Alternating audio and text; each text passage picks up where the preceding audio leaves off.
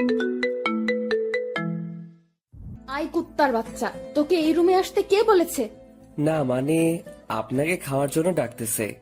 এইদিকে আয়। আমি ওর একটু কাছে গিয়ে দাঁড়ালাম।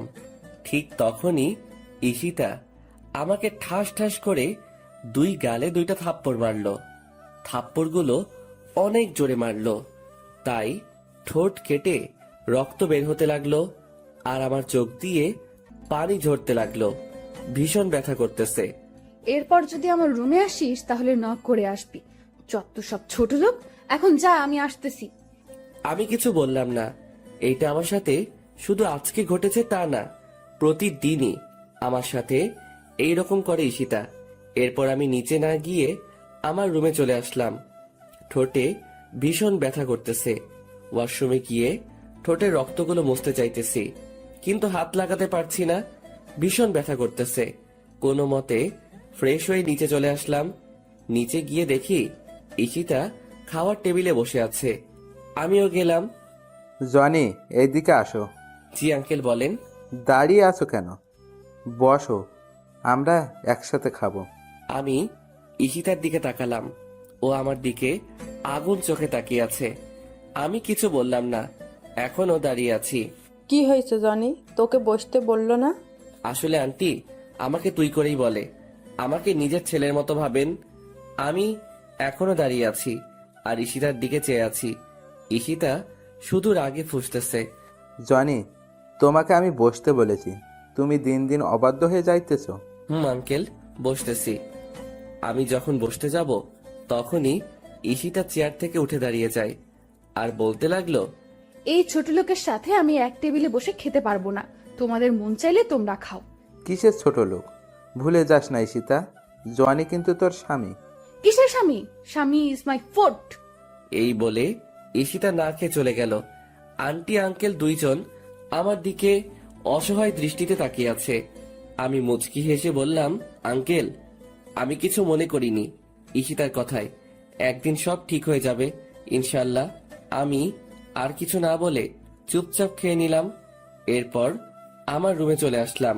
পরিচয়টা দিয়ে নেই, আমি জনি আহমেদ, অনার্স শেষ বর্ষের ছাত্র। আর ঈশিতা হচ্ছে আমার বউ, সেই ছোট থেকে এই বাড়িতে। আঙ্কেল হচ্ছে আমার আব্বুর বেস্ট ফ্রেন্ড। ছোটবেলায় আব্বু আম্মু রোড অ্যাক্সিডেন্ট করে মারা যান। ভাগ্যবশত আমি বেঁচে যাই। আব্বু আম্মুকে হারাতে হয় 16 বছর বয়সে। এরপর আঙ্কেল আমাকে এই বাড়িতে নিয়ে আসেন। সেই ছোট থেকে ঈশিতা আমার সাথে এই রকম আচরণ করে, তবে আমি কিছু মনে করি না। তবে আগে একটু খারাপ লাগতো। আমি সেই ছোটবেলা থেকে ঈশিতাকে ভালোবাসতাম, কিন্তু কখনো বলিনি। ঈশিতা আমাকে প্রতিদিন ছোট লোক, কুত্তার বাচ্চা আরো অনেক কিছু বলতো। আমি একটু কষ্ট পেতাম, তবে এখন শুনতে শুনতে অভ্যস্ত হয়ে গেছি। আর বিয়ের ব্যাপারটা হলো একটু ভিন্ন। একদিন আমাদের কলেজ থেকে শিক্ষা সফরে আমি আর ঈশিতা যাই। ঈশিতা আমার সাথেই পড়ে, তো আমরা ঘুরতে বের হই। হঠাৎ দেখলাম ঈশিতা সবার কাছ থেকে আলাদা হয়ে জঙ্গলের গভীরে চলে যাচ্ছে। আমার একটু খটকা লাগলো, তাই আমিও ওর পিছু নিলাম। প্রায় ও হাঁটতে হাঁটতে জঙ্গলের অন্য পারে চলে এসেছে। হঠাৎ দেখলাম একটা সাপ ঈশিতার দিকে ছুটে আসছে, তাই দৌড়ে গিয়ে ঈশিতাকে ধাক্কা দিলাম। এরপর আমি নিজেকে না সামলাতে পেরে ঈশিতার উপর পড়ে গেলাম। হঠাৎই কোথায় থেকে গ্রামের কিছু লোক এসে আমাদেরকে দেখে ফেলে এবং আমাদেরকে ভুল বুঝে এরপর আর কি আমাদের বিয়ে পড়িয়ে দেয়। আব্বু আম্মুর কথা খুব মনে পড়তেছে। আজকে যদি ওরা বেঁচে থাকতো তাহলে আর আমাকে এইরকম দিনগুলো দেখতে হতো না। আব্বু আম্মুর জন্য খুব খারাপ লাগতেছে, চোখে পানি চলে আসছে। তবে আব্বু আম্মুর ভালোবাসাটা আঙ্কেল আর আন্টির কাছে পাই। এরপর শুয়ে পড়লাম। ফজর নামাজের আজান শুনে ঘুমটা ভেঙে গেল, তাই উঠে ফ্রেশ হয়ে নামাজ পড়ার জন্য মসজিদে গেলাম। চারদিকে হালকা হালকা আলো ফোটা শুরু করেছে। এরপর নামাজ পড়ে আব্বু আম্মুর কবরটার পাশে গেলাম। মনে পড়ে ছোটবেলার কথা, আব্বুকে ঘোড়া বানিয়ে তার পিঠে চড়া, আব্বুর সাথে স্কুলে যাওয়া। কান্না চলে এসেছে। বলতে লাগলাম, কেন তোমরা আমাকে একা করে চলে গেছো? তোমাদের সাথে নিলে না কেন? কেন রেখে গেলে এই নিষ্ঠুর পৃথিবীতে? যেখানে মা বাবা ছাড়া আর কেউ আপন নয়? কেন হলো আমার সাথে এইরকম? কেন আমাকে অবহেলা করে? কেন কেন?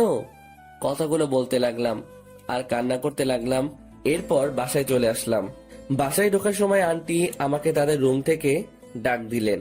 রুমে গিয়ে দেখি আন্টি নামাজের বিছানায় বসে আছেন। আমি গিয়ে আন্টির পাশে বসলাম। আমার মাথায় হাত রাখলেন। ঈশিতা তোকে খুব অবহেলা করে, তাই না রে? মুচকি হেসে বললাম, ও এমন কিছু না আন্টি। ভালোবাসার মানুষটার অবহেলা কয়জনের কপালে থাকে? আমি সব বুঝি রে বাবা, তোর জন্য খুব কষ্ট। মেয়েটা কেন তোর সাথে এমন করে কিছু বুঝি না। কষ্ট এখন আর হয় না আন্টি। কষ্টগুলো এখন সহ্য করতে শিখে গেছি। দেখিস ঈশিতা একদিন তোকে ভালোবাসবে। হুম। আচ্ছা তুই এখন রুমে যা। আর শোন, ঈশিতাকে ডেকে তোল, আমি নাস্তা তৈরি করতেছি। আচ্ছা আন্টি। এরপর ঈশিতাকে ডাকতে যাইনি, কারণ ওকে ডিস্টার্ব করলে আবার আমার কপালে খারাপই আছে। ভালোবাসি তাই ওকে কিছু বলতে পারিও না। ঈশিতাকে না ডেকে আমি কলেজে যাওয়ার জন্য রেডি হয়ে নিলাম। এরপর আবার নিচে চলে গেলাম। গিয়ে দেখি ঈশিতা নিচে নাই। আন্টি, ঈশিতা কই? কেন, তোকে না বললাম ও ঘুম থেকে ডেকে তুলতে? ওহ আন্টি, ভুলে গেছি। আচ্ছা গিয়ে নিয়ে আয়। এরপর আমি ঈশিতাকে ডাকতে চলে গেলাম। কিছুক্ষণ দাঁড়িয়ে রইলাম দরজার সামনে। এরপর ডাক দিলাম, কিন্তু কোনো উত্তর দিল না। আবার ডাক দিলাম। এরপর ওপার থেকে ঈশিতা বলল, কি হয়েছে? সকালবেলা এত চিল্লাচিল্লি করস কেন? আপনাকে আন্টি ডাকছে, তাড়াতাড়ি নিচে আসতে। কলেজে যেতে হবে, পরে কিন্তু দেরি হয়ে যাবে। যা তো তুই, আমি আসতেছি। আর ডিস্টার্ব করবি না আমাকে। এরপর আমি আর কিছু না বলে চলে আসলাম। নিচে গিয়ে আমি নাস্তা করে নিলাম। এরপর ঈশিতা নিচে আসতে লাগলো। আজকে খুব সুন্দর লাগতেছে। গোলাপি রঙের একটা ড্রেস, কানের ফুল, চুড়ি আর হালকা লিপস্টিক, সব মিলিয়ে জাস্ট অসাম লাগতেছে। আমার হা করে তাকিয়ে থাকা দেখে ঈশিতা আমাকে বলল, কুত্তার মতো এইভাবে তাকিয়ে আছিস কেন, শোয়ারের বাচ্চা? ঈশিতার কথাটি সোজা গিয়ে আমার বুকে লাগলো। কি এক কপাল নিয়ে পৃথিবীতে এসেছি, নিজের বউয়ের দিকে তাকালেও গালি শুনতে হয়।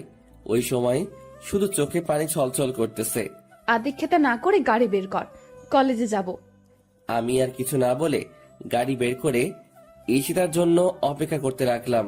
কিছুক্ষণ পর ঈশিতা আসলো। এরপর আমরা কলেজে চলে আসলাম। তুই গাড়ি পার্ক করে ক্লাসে চলে যা।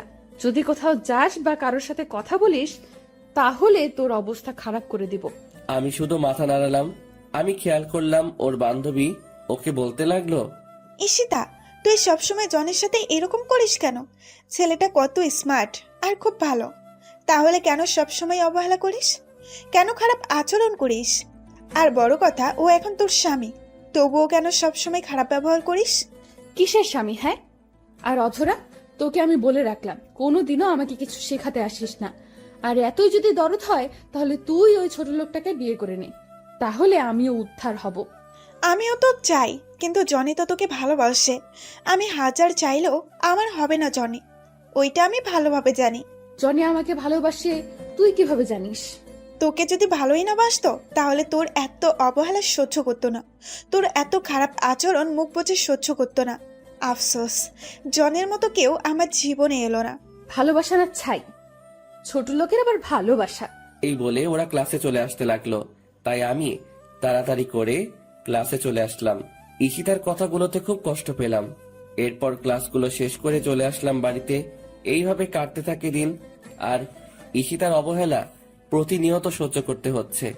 ভালোবাসার মানুষটির অবহেলা কত কষ্টের, তা যদি ঈশিতা জানতো, তাহলে আমাকে এইভাবে অবহেলা করতো না।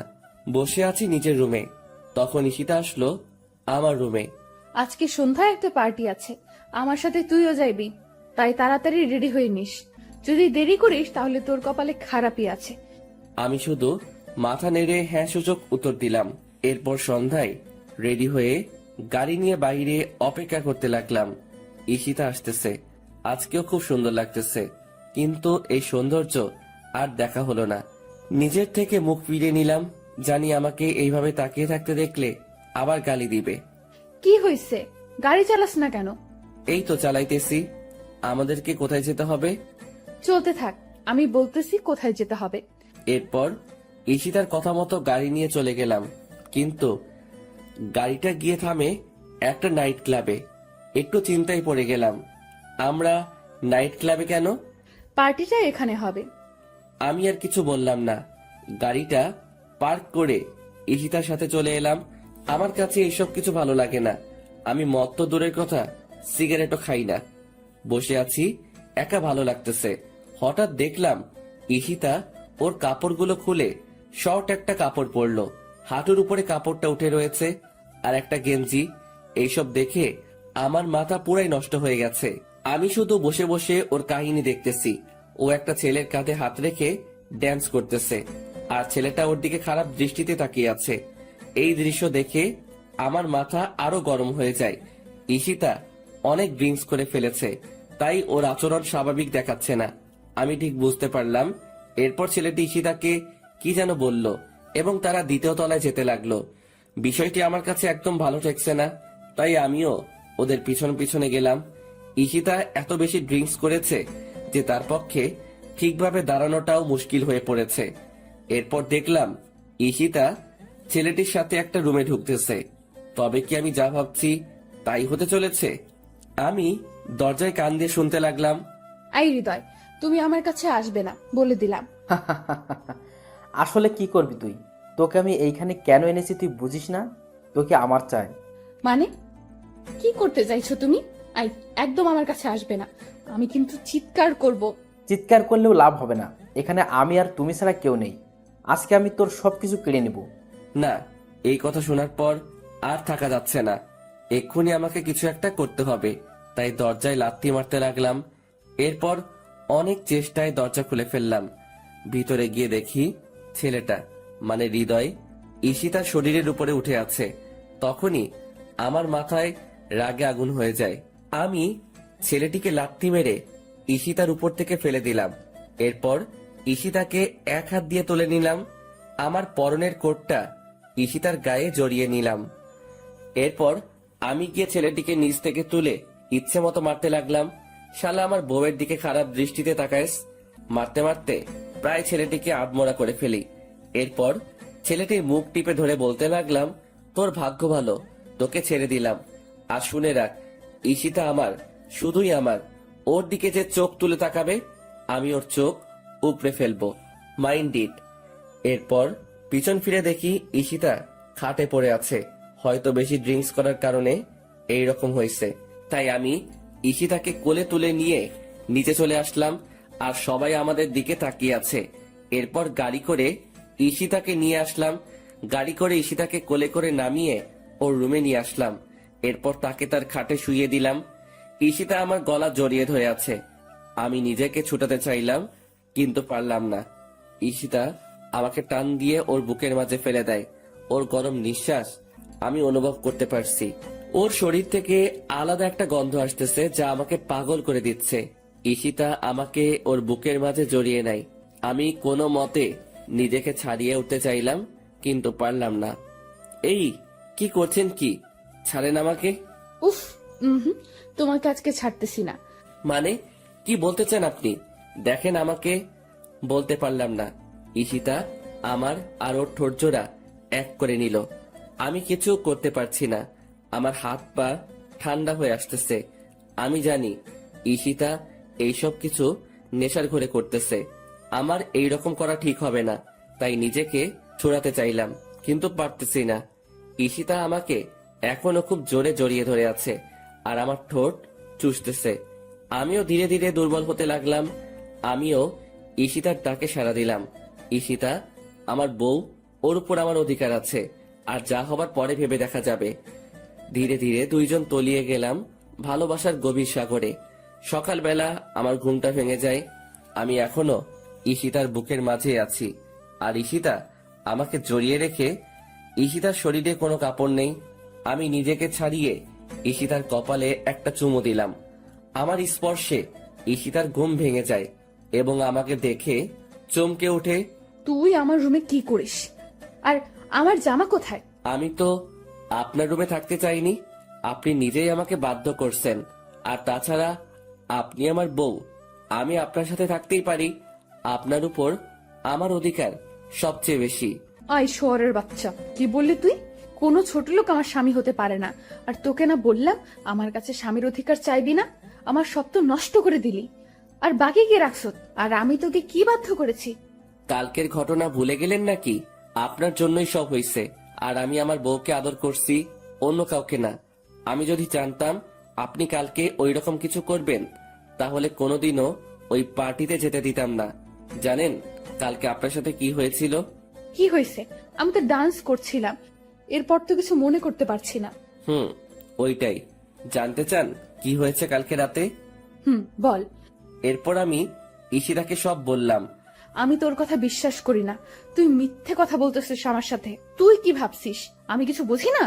মিথ্যা কথা বলে তুই আমাকে ভোগ করলি। সত্যি কথা, আমি মিথ্যা বলতেছি না, আমাকে বিশ্বাস করুন। কি করলে আপনাকে বিশ্বাস করানো যাবে? বিশ্বাস করতে পারি, তবে আমার একটা কথা শুনতে হবে। কি কথা বলেন? যদি তুই আমাকে সত্যিই ভালোবাসিস, তাহলে তোর ওই ভালোবাসার কসম, তুই আমার থেকে অনেক দূরে চলে যাবি, অনেক দূরে। মুচকি হেসে বললাম, ও এই কথা। আপনাকে সত্যি অনেক ভালোবাসি, নিজের জীবনের চাইতেও বেশি। যা বলে প্রকাশ করতে পারবো না, তবে আপনার কথা রেখে বোঝাতে পারবো কতটা ভালোবাসি। ভালোবাসা মানে এই নয় প্রিয় মানুষটির সাথে থাকতে হবে, দূর থেকেও ভালোবাসা যায়। চলে যা, আর আসিস না আমার কাছে। যাচ্ছি। এই বলে আমি আমার রুমে চলে আসলাম। ভাবতেই পারিনি আমার জীবনে এমন একটা দিন আসবে, প্রিয় মানুষটির থেকে আলাদা হতে হবে। বিধাতা কেন আমাকে এমন পরীক্ষার সম্মুখীন করলেন? কেন এত অবহেলিত আমি ঈশিতার কাছে? কেন বুঝে না ওকে সত্যি ভালোবাসি? তবে ওর থেকে দূরে গিয়ে ও যদি ওকে আমার ভালোবাসা বোঝাতে পারি, তাহলে তাই করব। চলে যাব অনেক দূরে, আর আসবো না ওর কাছে। আর কাউকে ছোট লোক বলতে হবে না, আর কাউকে গালাগালি করতে হবে না। ফ্রেশ হয়ে নিলাম, বসে আছি খাটের উপর, আর কালকের কথাগুলো ভাবতে লাগলাম। কি থেকে কি হয়ে গেল? সামান্য ভুলের জন্য এত বড় শাস্তি পেতে হচ্ছে। কালকে রাতে যদি নিজেকে একটু কন্ট্রোল করতে পারতাম, তাহলে আর এমন একটা সময় দেখতে হতো না। বুক ফেটে কান্না আসতে লাগলো। ভাবতেই কেমন জানি লাগে। জীবনে পথ চললে হবে একা। ব্যাগে প্রয়োজনীয় জিনিসগুলো নিলাম, সাথে ঈশিতার একটা ছবি নিলাম। ব্যাগ গুছিয়ে বাসা থেকে বের হয়ে গেলাম। আন্টি আঙ্কেলকে কিছু বললাম না, জানি তারা কষ্ট পাবে, হয়তো আমাকে অনেক খুঁজবে। একটা দীর্ঘশ্বাস ফেললাম, পিছন ফিরে বাসাটাকে একবার ভালোভাবে দেখে নিলাম। কতগুলো বছর ছিলাম এই বাড়িতে। ঈশিতার অবহেলায় আর আন্টি আঙ্কেলের ভালোবাসায় দিনগুলো কেটে যায়। আমার চোখ দুটো ঝাপসা হয়ে আসছে, চারিদিক অন্ধকার হয়ে আসছে। আমি চোখ ডলতে ডলতে রাস্তা পার হতে লাগলাম। হঠাৎ একটা গাড়ি এসে আমাকে ধাক্কা দেয়। আমি ছিটকে গিয়ে রাস্তার ওপারে পড়ে গেলাম। চোখ দিয়ে দু ফোঁটা অশ্রু গড়িয়ে পড়ল। পাওয়া হলো না বউয়ের ভালোবাসা। চোখগুলো ধীরে ধীরে বন্ধ হয়ে আসলো। হাসপাতাল থেকে মুক্তি পেলাম 4 মাস পর। ভাবতে অবাক লাগে এতগুলো দিন কিভাবে ছিলাম হাসপাতালে। ঈশিতা একটিবারের জন্য খোঁজ নেয়নি। ডাক্তারের কাছ থেকে জানতে পারলাম 4 মাস ধরে এই হাসপাতালে ছিলাম। তার মানে ওই অ্যাক্সিডেন্টে আমার মৃত্যু হয়নি। কেন বেঁচে গেলাম? আল্লাহ কেন নিল না? না জানি আরো কত অবহেলা সহ্য করতে হবে, কত অপমানিত হতে হবে, আর কত কষ্ট সহ্য করতে হবে। ভাগ্যে কি এইটাই লেখা ছিল? রাস্তা দিয়ে হাঁটতেছি আর কথাগুলো ভাবতেছি। পুরো শরীর ব্যথা করতেছে। ব্যথার কারণে ঠিকমতো হাঁটতে পারতেছি না। একটু পর পর মাথাটা চক্কর দিয়ে উঠছে। মাথা ব্যথাও ভীষণ বেড়ে যাচ্ছে। জীবনে 4টি মাস অতিবাহিত হয়ে গেল কোমায় থেকে, কিন্তু ঈশিতা একবারের জন্য আমার খবর নিল না। তাহলে কি ওর মনে আমার জন্য বিন্দুমাত্র ভালোবাসা নেই? ওর জীবনে কি আমার জন্য একটু জায়গা নেই? আর জায়গা থাকবেই বা কেন? আমি তো ছোট লোক। হয়তো ঈশিতা এখন নতুন কাউকে নিয়ে সুখে আছে। পাওয়া হলো না আর ঈশিতার ভালোবাসা। এইদিকে সন্ধ্যাই হয়ে আসছে। কোথায় যাব, কি করব? আমার কাছে 1টি টাকাও নেই যে কিছু খাবো। প্রায় গভীর রাত হয়ে এসেছে। বসে আছি পেটের ক্ষুধাও ব্যথার্ত শরীর নিয়ে একটা ল্যাম্পপোস্টের নিচে। ভাবতেই পারিনি জীবনে এমন দিনও পার করতে হবে। সবই নিয়তির খেলা। আনমনে বসে আছি আর আকাশের তারাগুলো দেখছি। আজকে তারাদেরকেও একা লাগছে।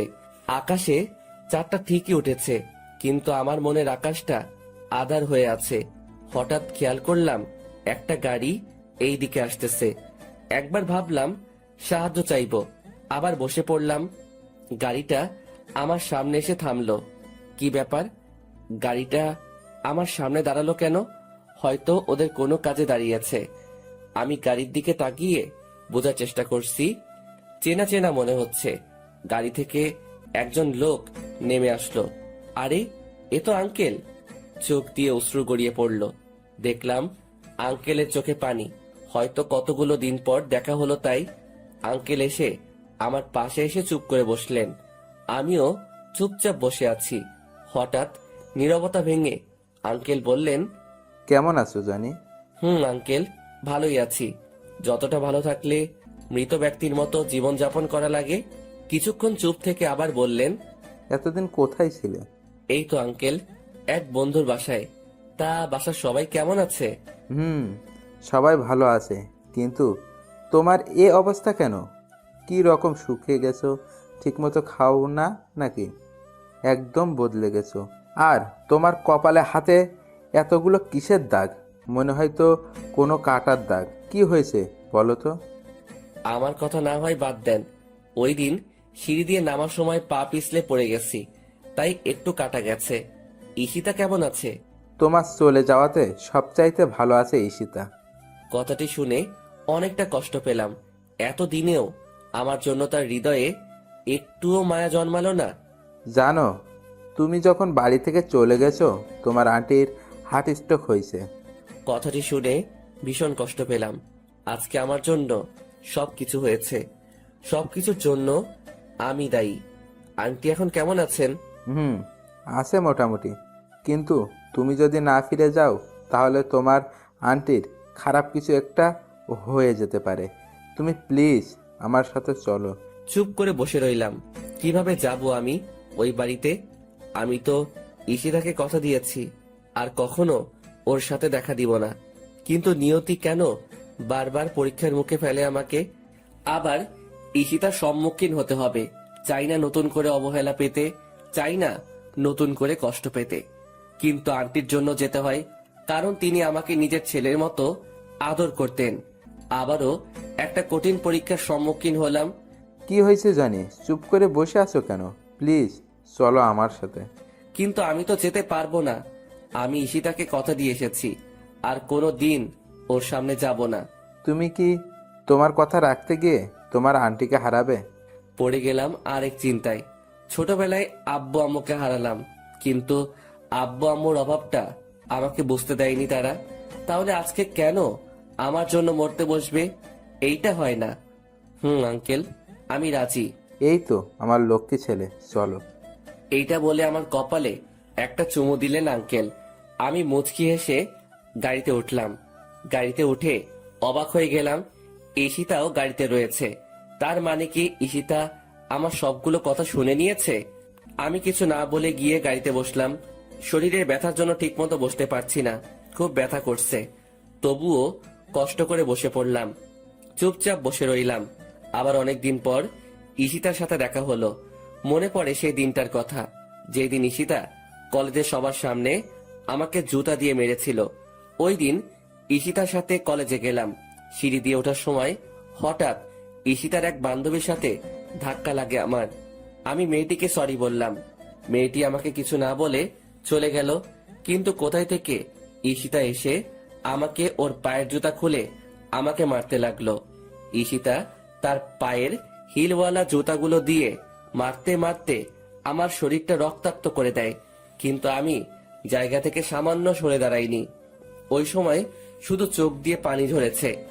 ঈশিতার বান্ধবী এসে ঈশিতাকে বলল, ওর কোনো দোষ নেই। আসলে আমি অনেক তাড়াহুড়োতে ছিলাম, ভালোভাবে খেয়াল করিনি, তাই ধাক্কা লাগলো। আর জনি তো নিজে থেকে আমাকে ধাক্কা দেয়নি। তাহলে তুই ওকে শুধু শুধু শাস্তি দিচ্ছিস কেন ঈশিতা? আমি জানি ওই ছোট লোক নিজে থেকে তোকে ধাক্কা দিয়েছে দিশা। এই বলে আবার মারতে থাকে আমাকে। প্রায় আধমরা হয়ে গেছি ওই দিন। ওই সময় 16 দিন হাসপাতালে থাকতে হয়েছে আমাকে, শুধুমাত্র একটা ভুলের জন্য। সবার সামনে আমাকে অপমানিত করলো, সবার সামনে আমাকে মারলো।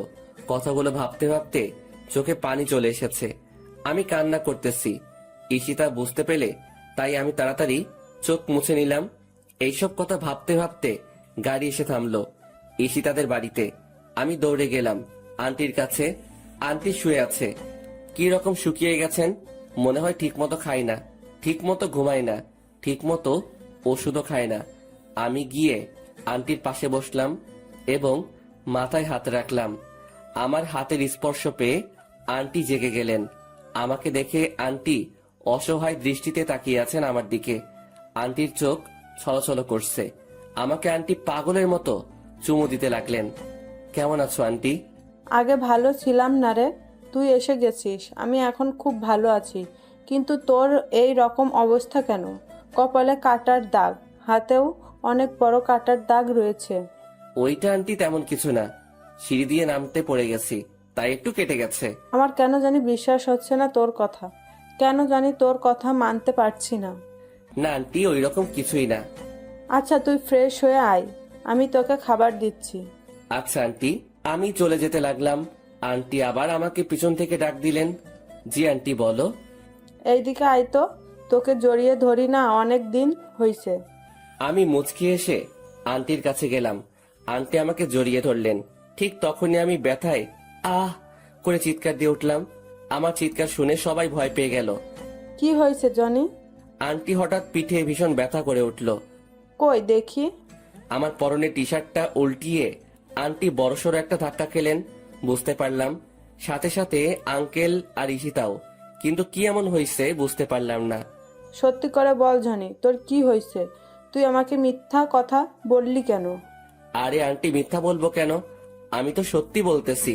তুই সত্যি বলিস তাই না? এক থাপ্পড় দিব। তোর পিঠে ওইটা কিসের দাগ? কই কিসের দাগ? আমি আয়নার সামনের দিকে দেখতে লাগলাম। দেখে আমি নিজেই অনেক বড় ধাক্কা খেলাম।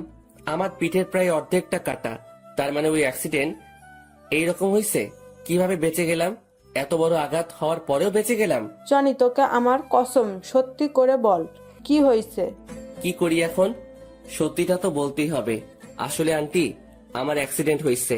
ওই দিন বাড়ি থেকে বের হয়ে রাস্তা পার হওয়ার সময় একটা গাড়ির সাথে ধাক্কা লাগে আমার। আমি এতদিন ধরে আমার কোনো বন্ধুর বাসায় না, হাসপাতালে ঘুমাইছিলাম। আর আজকে 4 মাস পর জ্ঞান ফিরেছে। এইবার আন্টি হাউমাউ করে কেঁদে দিলেন। আমি গিয়ে আন্টিকে সান্ত্বনা দিতে লাগলাম। কোনো মতে আন্টিকে ঠান্ডা করলাম।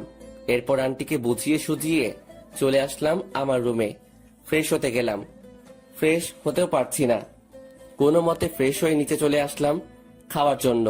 আন্টি আমাকে নিজ হাতে খাইয়ে দিলেন। তবে একটা জিনিস খেয়াল করলাম, ঈশিতা আজকে আমার সাথে এক টেবিলে বসে খেলো। অনেকটা খুশি হলাম। এরপর খাওয়া দাওয়া শেষ করে রুমে চলে আসলাম। একটু ঘুমানোর চেষ্টা করলাম, কিন্তু পিঠে ব্যথার জন্য পারছি না। তবুও কোনো মতে চিত হয়ে শুয়ে পড়লাম। ভোরবেলায় ফজরের আজানে ঘুম ভাঙলো। বিছানা থেকে উঠতে অনেক কষ্ট হচ্ছে। শরীরটা এখন আগের মতো ব্যথা করতেছে। অনেক কষ্ট করে উঠে অজু করে নামাজ পড়তে চলে গেলাম। কারণ এখনকার এই ব্যথা জাহান্নামের শাস্তি থেকে 1 কোটি গুণ কম। এই সামান্য কষ্টের জন্য কপালে আখিরাতে চিরস্থায়ী সুখ থাকতে পারে। অনেক কষ্ট করে নামাজ পড়ে বাড়িতে আসলাম। এখন একটু ভালো লাগতেছে। হালকা হালকা বাতাস বয়ে যাচ্ছে। অনেক দিন পর সকালে সূর্যটা দেখতে পাবো। কারণ হাসপাতালে এতদিন কোমায় থাকায় বাহিরের আলো আমার হৃদয় স্পর্শ করতে পারিনি। তাই ছাদে চলে আসলাম। খেয়াল করলাম কেউ একজন ছাদের এক কোণে দাঁড়িয়ে আছে। একটু কাছে যেতেই বুঝতে পারলাম ঈশিতা। আমি গিয়ে ওর একটু পাশে দাঁড়ালাম। ভাবলাম এই কয়দিনে হয়তো আমি তার হৃদয়ে একটু হলেও আমার জন্য জায়গা করতে পেরেছি। কারো উপস্থিতি টের পেয়ে ঈশিতা আমার দিকে তাকালো। আমাকে দেখে বিরক্তিকর দৃষ্টি নিয়ে তাকালো ঈশিতা আমার দিকে। তুই এখানে কি করিস? তোকে বলছি না আমাকে ডিস্টার্ব করবি না। আসলে আমি বুঝতে পারিনি আপনি ছাদে আছেন। জানলে এখানে আসতাম না। জানলে আসতিস না। এই বাড়িতে আবার কেন আসলি তুই? তোর নাকি অ্যাক্সিডেন্ট হয়েছে? মরিস নাই কেন অ্যাক্সিডেন্টে? মরে আমাকে উদ্ধার করতি। যত সব ছোট লোক কোথাকার। এই বলে ঈশিতা চলে গেল। ঈশিতার কথা শুনে বুকের ভিতর ঘূর্ণিঝড় শুরু হলো। তাহলে কি আমি ভুল ভাবনা নিয়ে এতদিন বেঁচেছিলাম? মৃত্যুটাই আমার জন্য শ্রেয় ছিল। ভালোবাসার মানুষটি বলছে মরতে, তাহলে এই তুচ্ছ জীবন রেখে কি লাভ? শুধুমাত্র আত্মহত্যা করলে এই অবহেলা থেকে মুক্তি পেতে পারি, কিন্তু আত্মহত্যা যে মহাপাপ। আর এই কথা জেনে বেঁচে আছে পৃথিবীতে হাজারো জীবন্ত লাশ। চোখ দিয়ে অনবরত অশ্রু ঝরতেছে, কেন জানি বাধা দিয়েও থামাতে পারছি না। বুকের ভিতর দিয়ে বয়ে যাওয়া কষ্টের ঢেউ। আর কত অবহেলা পেতে হবে জানি না, তবে একদিন এই অবহেলিত জনির কাছে ঈশিতাকে আসতেই হবে। সূর্যোদয়টা না দেখে চলে আসলাম। ইচ্ছে নেই সূর্যোদয় দেখার। নাস্তা করতেই নিচে চলে আসলাম। জানি ঈশিতা আমার সাথে এক টেবিলে বসে নাস্তা করবে না, তবুও বসলাম। ঈশিতা আসলো আর আমাকে দেখেই আবার চলে গেল। ওই সময় কষ্ট পেয়েও পেলাম না, কারণ প্রিয় মানুষটির থেকে কষ্ট পাবো এই কথা যদি জেনে যায় তাহলে ওই রকম আঘাত করে না, তবে জখমটা রয়ে যায়। এরপর আমাকে আন্টি নিজ হাতে নাস্তা খাইয়ে দিলেন। এরপর আমি একটু রেস্ট নিয়ে ফার্মেসিতে গিয়ে 1 মাসের জন্য ওষুধ নিয়ে আসলাম। ধীরে ধীরে পিঠের ক্ষতটা ভালো হতে লাগলো। পিঠের ক্ষত ভালো হয়ে লাভ কি? বুকের ক্ষতটা তো তার চেয়ে 1000 গুণ বেশি, যা শুধু ঈশিতাই ভালো করতে পারবে, যার একমাত্র ওষুধ ঈশিতা। আজ 1 মাস পর আমি মোটামুটি সুস্থ, কিন্তু অবহেলাটা প্রতিদিন পেতে হয়। এই কারণে না হয় অন্য কারণে। এখন থেকে আমি আঙ্কেলের অফিসে যাব। আঙ্কেল বারণ করছে, তবুও ঘরে একা একা বসে থাকতে ভালো লাগে না। এর চেয়ে অফিসে গেলেই ভালো হয়। কিন্তু ঈশিতাও নাকি অফিসে যেতে চায়, তবে ভালোই হবে। কাজের ফাঁকে ঈশিতাকে চুরি করে নিজের ইচ্ছা মতো দেখতে পাবো, এতেই অনেক। অফিসে প্রতিদিন আমি আর ঈশিতা দুইজনে এক গাড়িতে করে গেলাম, সাথে আঙ্কেলও ছিলেন। আজ থেকে অফিসের নতুন এমডি হচ্ছে ঈশিতা, আর আমাকে একটা ডেস্ক দেখিয়ে দিলেন। আমার জন্য কাজটা নির্ধারিত নয়, আমার কাছে ভালো লাগলে কাজ করতে পারবো, না হয় অফিসে বসে থাকতে পারবো। প্রথম দিন সবার সাথে পরিচয় হয়ে নিলাম আর একজনকে বন্ধু বানিয়ে নিলাম। নাম হচ্ছে রাকিব। আমার সমবয়সী রাকিব, আর আমার পাশের ডেস্কে রাকিব বসে। আমরা সমবয়সী হওয়ার কারণে একজন আরেকজনকে তুই করেই বলি। প্রথম দিন সবকিছু বুঝে নিতে দিতে সময় কেটে গেল। পরদিন সকালবেলা নাস্তা করে অফিসে চলে আসলাম। ঈশিতাও আমার সাথে গাড়িতে আসে। আমি গাড়ি চালানোর ফাঁকে ফাঁকে ঈশিতার দিকে তাকিয়ে থাকি। মেয়েটাকে দেখতে কতটা নিষ্পাপ লাগে, কেউ দেখলে বিশ্বাসই করবে না মেয়েটা যে এত নিষ্ঠুর। তবে ঈশিতা আমার জন্য নিষ্ঠুর না। ঈশিতা আমার জন্য আমার রাজ্যের রানী। আমার ডেস্কে বসে আছি, এমন সময় পিয়ন এসে বলল ঈশিতা নাকি আমাকে ডাকছে। তাই গেলাম ওর কেবিনে। আসতে পারি ঈশিতা? ওই ছোট লোক, এটা অফিস, বাড়ি না। আর তোর সাহস কি করে হয় আমার নাম ধরে ডাকিস? সরি ম্যাম, বলেন কি করতে হবে? মনে থাকে যেন। এখন এই ফাইলটা রেডি করে নিয়ে আয়। জি ম্যাম। প্রায় 1.5 ঘন্টা পর ফাইলটা রেডি করতে পারলাম। এইবার ঈশিতার কাছে নিতে হবে। May I come in ma'am? Yes come. এই যে ম্যাম, ফাইলটা রেডি। আমার হাত থেকে ফাইলটা নিয়ে ঈশিতা দেখতে লাগলো। হঠাৎ ঈশিতা ফাইলটা আমার দিকে ছুড়ে মারলো আর বলতে লাগলো, ছোট লোকের বাচ্চা, সামান্য একটা ফাইল ঠিক করে তৈরি করতে পারিস না, আর আসছে অফিসে কাজ করতে। ফাইলটা এসে আমার কপালের আগের ক্ষতটায় লাগে। ফাইলের কোনা লাগায় ক্ষতটা ফেটে টপ টপ করে রক্ত ঝরতে লাগে। ভীষণ ব্যথা করতে লাগলো। আমি তবুও চুপচাপ দাঁড়িয়ে রইলাম। দাঁড়িয়ে আছিস কেন? যা, ফাইলটা 20 মিনিটের মধ্যে ঠিক করে আনবি, না হয় তোর কপালে খারাপই আছে। আমি ফাইলটা ফ্লোর থেকে তুলে নিজের ডেস্কে চলে আসলাম। রক্ত এখনো ঝরতে থাকে। বিষয়টা রাকিব ঠিকই বুঝতে পারে, তাই রাকিব আমার জন্য অফিসে রাখা মেডিসিনের ফার্স্ট বক্সটা আনলো আর ধীরে ধীরে ক্ষতটা পরিষ্কার করতে লাগলো। ওর হাতটা আমার ক্ষততে লাগতেই ব্যথায় চিৎকার দিয়ে উঠলাম। ভীষণ ব্যথা করতেছে। এরপর রাকিব ধীরে ধীরে আমার মাথা ভালোভাবে ব্যান্ডেজ করে দিল। এরপর রাকিব চুপি চুপি ফাইলটা আবার ঠিক করে দিল। আমি গিয়ে ফাইলটা ঈশিতাকে দিয়ে চলে আসলাম। এরপর অফিস শেষে আবার ঈশিতাকে নিয়ে বাসায় চলে আসলাম। বাড়িতে ঢুকবার সময় আমার মাথায় ব্যান্ডেজ দেখে আন্টি আমার কাছে দৌড়ে এসে জিজ্ঞেস করলেন, কি হয়েছে জনি, মাথায় ব্যান্ডেজ কেন? ও কিছু না আন্টি, গাড়িতে ওঠার সময় গাড়ির সাথে ধাক্কা লেগে হালকা খেটে যায়, দেখবা আমার ঠিক হয়ে যাবে। এই কথা বলে রুমে চলে এসে ফ্রেশ হয়ে নিলাম। এরপর রাতে খেয়ে ঘুমিয়ে পড়লাম। ঘুম ভাঙে প্রায় সকাল 9টায়।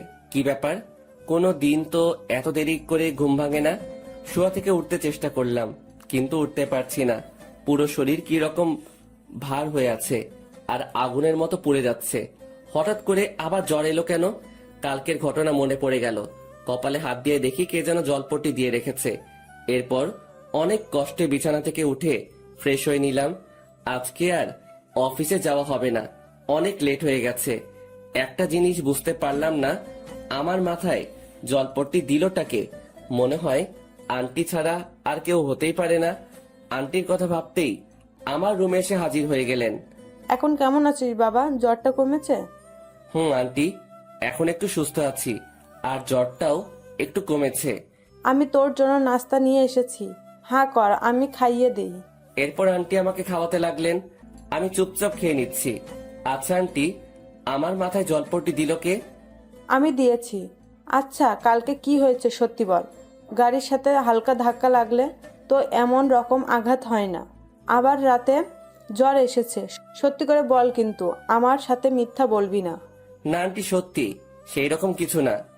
আবার মিথ্যা কথা বলিস, আমি কিন্তু সব বুঝি। ঈশিতা ওই রকম করেছে তাই না? সত্যি কথা বলবি কিন্তু।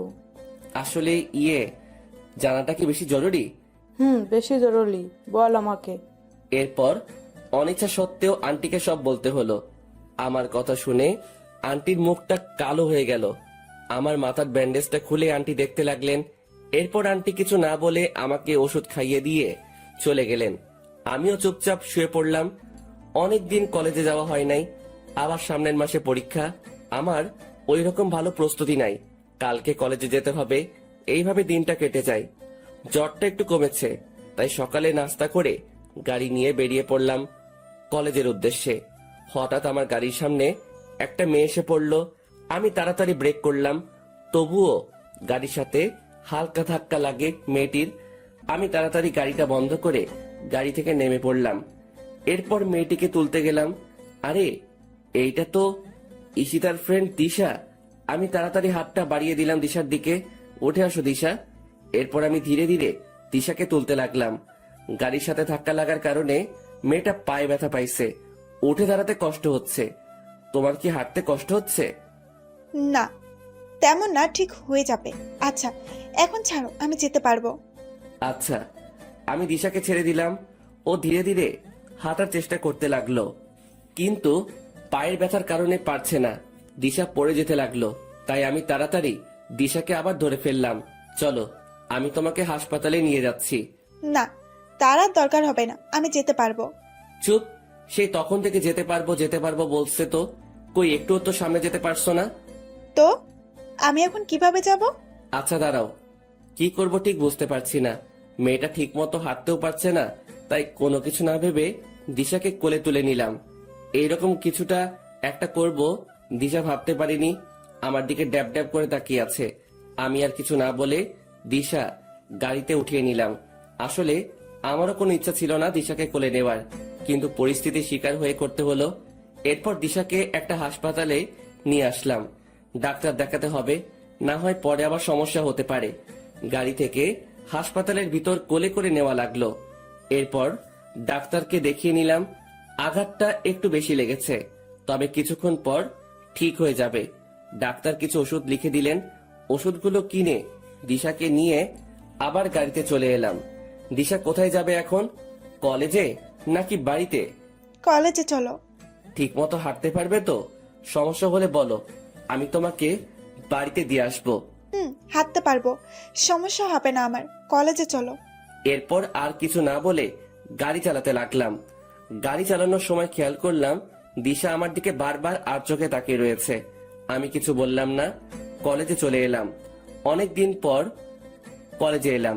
দিশা গাড়ি থেকে নেমে হাঁটতে লাগলো, কিন্তু পারছে না। তাই আমি গিয়ে দিশার হাতটা ধরে ফেললাম। এরপর ধীরে ধীরে ওকে নিয়ে যেতে লাগলাম। কলেজের সবাই আমাদের দিকে হা করে তাকিয়ে আছে। আমি ওইদিকে পাত্তা না দিয়ে দিশাকে নিয়ে ক্লাসে চলে আসলাম। এরপর মেয়েটাকে আমার পাশেই বসালাম, কারণ মেয়েটা এখন আমার দায়িত্বে। আমার জন্য মেয়েটার এই অবস্থা হয়েছে। কিন্তু মেয়েটা ওই সময় এত তাড়াহুড়ো করে কোথায় যাচ্ছিল? দিশা, ওই সময় এত তাড়াহুড়ো করে কোথায় যাচ্ছিলে? কলেজে যাচ্ছিলাম, আসলে একটা কাজ ছিল। ও, আচ্ছা জনি, একটা কথা বলো তো, সত্যি করে বলবা? বলো, কি শুনতে চাও? এতদিন কই ছিলা তুমি? আর শরীরের কি অবস্থা করেছো? ঠিক মতো খাও না নাকি? সব সময় সবার কাছ থেকে এই প্রশ্নটা এড়িয়ে যেতে চাই, কিন্তু পারি না। প্রশ্নটার সম্মুখীন হতে হয়। না, তেমন কিছু না। সত্যি করে বলবা কিন্তু। আমি জানি তুমি মিথ্যে কথা বলতেছ। যেদিন থেকে তুমি কলেজে আসো না, সেদিন থেকে ঈশিতাও আসে না। সমস্যা কি বলো তো? সেই রকম কিছু না, শুধু একটু প্রবলেম হয়েছে। প্রবলেমটা কি বন্ধু ভেবে বলতে পারো। আসলে দিশা, ওই দিন আমি ঈশিতার কথা রাখতে গিয়ে তাদের বাড়ি থেকে বের হয়ে যাই। ঠিক ওই দিন আমার রোড অ্যাক্সিডেন্ট হয়। প্রায় 4 মাস পর আমার জ্ঞান ফিরে। ডাক্তারের কাছে থেকে জানতে পারি আমি 4 মাস কোমায় ছিলাম। চিকিৎসার ব্যাপারটা হলো, ওই হাসপাতালে নাকি একটা ফান্ড আছে। যে রোগীর আত্মীয় বা কাছের কেউ যদি না থাকে, তাহলে তাদের হাসপাতালের ওই ফান্ড থেকে চিকিৎসা করা হয়। আমার চিকিৎসাটাও হয় ওই ফান্ডের সাহায্যে। এরপর যখন জ্ঞান ফিরে কোথায় যাব, কি করব, কিছুই বুঝতে পারি নাই। ভাগ্যবশত আবার ঈশিতাদের বাড়িতে আসতে হলো। যখন ঈশিতাদের বাড়িতে ফিরে এলাম, ভাবলাম এই কয়েকদিনে হয়তো আমার জন্য ঈশিতার মনে একটু হলেও মায়া জন্মাবে। কিন্তু তার হলো কই? সে আগের মতো ঈশিতার কাছ থেকে অবহেলা পেলাম। কথাগুলো বলে একটা দীর্ঘশ্বাস ফেললাম। দিশার দিকে তাকিয়ে দেখি তার মুখটা কেমন মলিন হয়ে আছে। বুঝতে পারলাম আমার কথা শুনে হয়তো একটু কষ্ট পেল। আচ্ছা জনি, ঈশিতা তোমাকে এত কষ্ট দেয়, এত অবহেলা করে, এত অপমান করে, তবুও তুমি কিছু বলো না কেন? ভালোবাসি তাই কিছু বলতে পারি না। ঈশিতার ভালোবাসা না পেলে কি হবে? তার দেওয়া অবহেলাগুলো উপহার হিসেবে গ্রহণ করি। বুঝলাম। ঈশিতাকে ভালোবেসে তুমি অনেক কষ্ট পাচ্ছ, কিন্তু তোমাকে ভালোবেসে আরেকজন কষ্ট পাচ্ছে। না পারছে তোমাকে তার মনের কথা বলতে, না পারছে ভুলে যেতে। মানে কি? তোমার কথার কিছুই বুঝলাম না। না, কিছুই না। এইভাবে কথায় কথায় ক্লাসগুলো শেষ হয়ে যায়। এরপর দিশাকে ওদের বাড়ি পৌঁছে দিয়ে আমি বাড়ি চলে আসলাম। এরপর ফ্রেশ হয়ে খেয়ে একটু ঘুমিয়ে নিলাম। ঘুম থেকে উঠলাম প্রায় সন্ধ্যায়। ফ্রেশ হয়ে নিচে আন্টি রুমে গেলাম। আন্টি, আসবো? বাবা, কিছু বলবি? আন্টি, বলবো। আঙ্কেলকে বলে দিও আমি এই কয়েকদিন অফিস যেতে পারবো না, সামনে পরীক্ষা আছে। আচ্ছা, বলবো। আন্টি, ঈশিতা কোথায়? ওর রুমে নাকি? না, ঈশিতা এখনো অফিস থেকে আসে নাই। মানে, বলো কি? প্রায় রাত হয়ে এলো, কিন্তু ঈশিতা এখনো বাড়িতে আসলো না। অফিস তো সে কখন শেষ হয়ে যায়। কি জানি বাবা, মেয়েটা আজকে এত দেরি করছে কেন? আমার খুব চিন্তা হচ্ছে। আচ্ছা দাঁড়াও, আমি খবর নিচ্ছি। এরপর আমার রুমে এসে রাকিবকে ফোন দিলাম। হ্যালো, কেমন আছিস দোস্ত? এই তো ভালো। তুই কেমন আছিস? আমিও ভালো আছি। আচ্ছা দোস্ত, অফিস কি ছুটি? অফিস তো সেই কখন শেষ হয়ে গেছে। কেন রে, কি হয়েছে? আরে, ঈশিতা এখনো বাড়িতে ফিরে নাই। বলিস কি? দেখ, ম্যাম হয়তো অন্য কোনো কাজে ব্যস্ত আছে। আচ্ছা দোস্ত, তাহলে রাখি। তোর সাথে আবার পরে কথা হবে। আচ্ছা ঠিক আছে, ভালো থাকিস। এই বলে মোবাইলটা কেটে দিলাম। কি করি এখন? ঈশিতার নাম্বারটা বউ দিয়ে সেভ করা আছে, কিন্তু কোনো দিন ফোন দেওয়া হয়নি। আর কোনো কিছু না ভেবে ফোন দিলাম, কিন্তু ফোন তুলছে না। এইভাবে 6 বার ফোন দিলাম, তবুও ফোনটা ধরলো না। আমার চিন্তা আরো বেড়ে গেল, তাই আবার ফোন দিলাম। এইবার ঈশিতা কলটা ধরলো। ওই ছোট লোকের বাচ্চা, বারবার ফোন দিস কেন? আপনি কোথায়? তাড়াতাড়ি বাড়িতে আসেন, আন্টি আপনার জন্য চিন্তা করছে। তোকে বলতে যাব কেন? আমি আমার বয়ফ্রেন্ডের সাথে আছি, আর ডিস্টার্ব করবি না আমাকে। যত সব ছোট লোক কোথাকার। ঈশিতার কথা শুনে আমার পায়ের নিচের মাটি সরে গেল। ঈশিতার বয়ফ্রেন্ড আছে ভাবতেই চোখ দুটো ভিজে গেল পানিতে। বুক ফেটে কান্না আসছে। আমার ভালোবাসা কখনো ঈশিতা বুঝলো না, শুধু অবহেলাই করে গেল। তবে কি ঈশিতাকে আমার নিজের করে আর কখনো পাবো না? কখনো কি আর হবে না ঈশিতার ভালোবাসা পাওয়া? অনেক কান্না করলাম। ভালোবাসার মানুষটির অবহেলা মৃত্যুর সমান। কান্না করতে করতে কখন ঘুমিয়ে পড়েছি ঠিক মনে নেই। ঘুম থেকে উঠে ফ্রেশ হয়ে নিলাম। বারবার শুধু ঈশিতার কথাগুলো মনে পড়ছে। তবে কি চিরতরে হারাতে হবে ঈশিতাকে? আর যেইভাবে অবহেলা করছে তাতে ঈশিতা না থাকাও ভালো, কিন্তু প্রিয় মানুষটির কাছ থেকে অবহেলা করলে তা না পাওয়ার চেয়েও ভালো। কিন্তু আমি যে এত অবহেলা নিতে পারছি না, কিন্তু একদিন ওর অবহেলাগুলাও খুব মিস করব। আমাকেও কিছু একটা করতে হবে, এমন কিছু করব যাতে ঈশিতা নিজেই আমার কাছে আসে। নাস্তা করে কলেজে যাওয়ার জন্য রেডি হয়ে নিলাম। এরপর গাড়ি নিয়ে কলেজে চলে আসলাম। মনে পড়ে সেই দিনগুলো যখন আমি আর ঈশিতা একসাথে কলেজে আসতাম। আমি সবসময় ক্লাসে চুপটি মেরে বসে থাকতাম, আর ঈশিতা ওর ফ্রেন্ডদের সাথে কত মজা করত। আমি গাড়িটা পার্ক করে চলে আসলাম, বসে আছি নিজের বেঞ্চে। হঠাৎ কোথায় থেকে একটা মেয়ে এসে আমার পাশে বসে পড়লো। আরে দিশা, তুমি? হ্যাঁ আমি। কেমন আছো? ভালোই, তুমি? হুম, আমিও ভালো আছি। দিশা, একটা কথা ছিল। বলো, সমস্যা নাই। সত্যি কথা বলতে হবে কিন্তু। আরে বাবা, সত্যি বলবো। আচ্ছা, ঈশিতার কি কোনো বয়ফ্রেন্ড আছে? তুমি কি জানো? না তো, আমার জানা মতে কেউই নাই। কেন, কি হয়েছে বলো তো? না, তেমন কিছুই না। বুঝলাম, তেমন কিছু না, তবুও বলো তুমি। আসলে ঈশিতা আমাকে কালকে বলল ওর নাকি বয়ফ্রেন্ড আছে। আরে বলো কি, আমাকে তো কখনো বলে নাই। আর তুমি থাকতে অন্য কোনো ছেলে কেন থাকবে? তুমি না ওর স্বামী? দিশা, তুমি তো জানো আমি ওর নামের স্বামী, অধিকারে না। জনি, তোমাকে একটা কথা বলবো, রাখবা আমার কথা? আচ্ছা বলো, কি করতে হবে? না, আগে আমাকে কথা দিতে হবে। আচ্ছা দিলাম, এখন তো বলো। চলো না, আমরা আজকে ক্লাস না করে ঘুরবো। অনেক দিন হলো যায় না। চলো না প্লিজ। কিন্তু ক্লাস? তুমি কিন্তু কথা দিয়েছো, যেতে তো হবেই। কি আর করা যায়, কথা যখন দিয়ে দিয়েছি তাহলে কথা মতো কাজ করতে হবে। এরপর গাড়ি নিয়ে আমি আর দিশা বেরিয়ে পড়লাম। উদ্দেশ্য নদীর পাড়ে যাব। এরপর আমরা আমাদের গন্তব্যস্থলে চলে গেলাম। বসে আছি নদীর পাড়ে একটা গাছের নিচে। কি সুন্দর প্রকৃতি, যার বর্ণনা দিয়ে শেষ করা যায় না। দিগন্ত বিস্তৃত নদী, নদীর ওপরে সারি সারি গাছ, চারিদিকে হালকা রোদের তাপ, আর দক্ষিণের বাতাস এসে মনে দোলা দিয়ে যাচ্ছে। সব মিলিয়ে একটা মনোমুগ্ধকর পরিবেশ। জনি, কি ভাবো? এই যে কত সুন্দর প্রকৃতি, দিগন্ত বিস্তৃত নদী, এর পারে আমরা দুইজন পাশাপাশি একটা গাছের নিচে বসে আছি। এই সময়টা আরো সুন্দর হয় যখন প্রিয় মানুষটি পাশে থাকে। কিছু বললাম না, চুপচাপ করে বসে রইলাম। কি হয়েছে, বসে আছো যে? কথা বলো না কেন? না, এমনিতেই। আচ্ছা, তুমি কি এখনো ঈশিতাকে ভালোবাসো? বাসি তো, আগের মতোই ভালোবাসি। তুমি কাকে ভালোবাসো বললে না তো?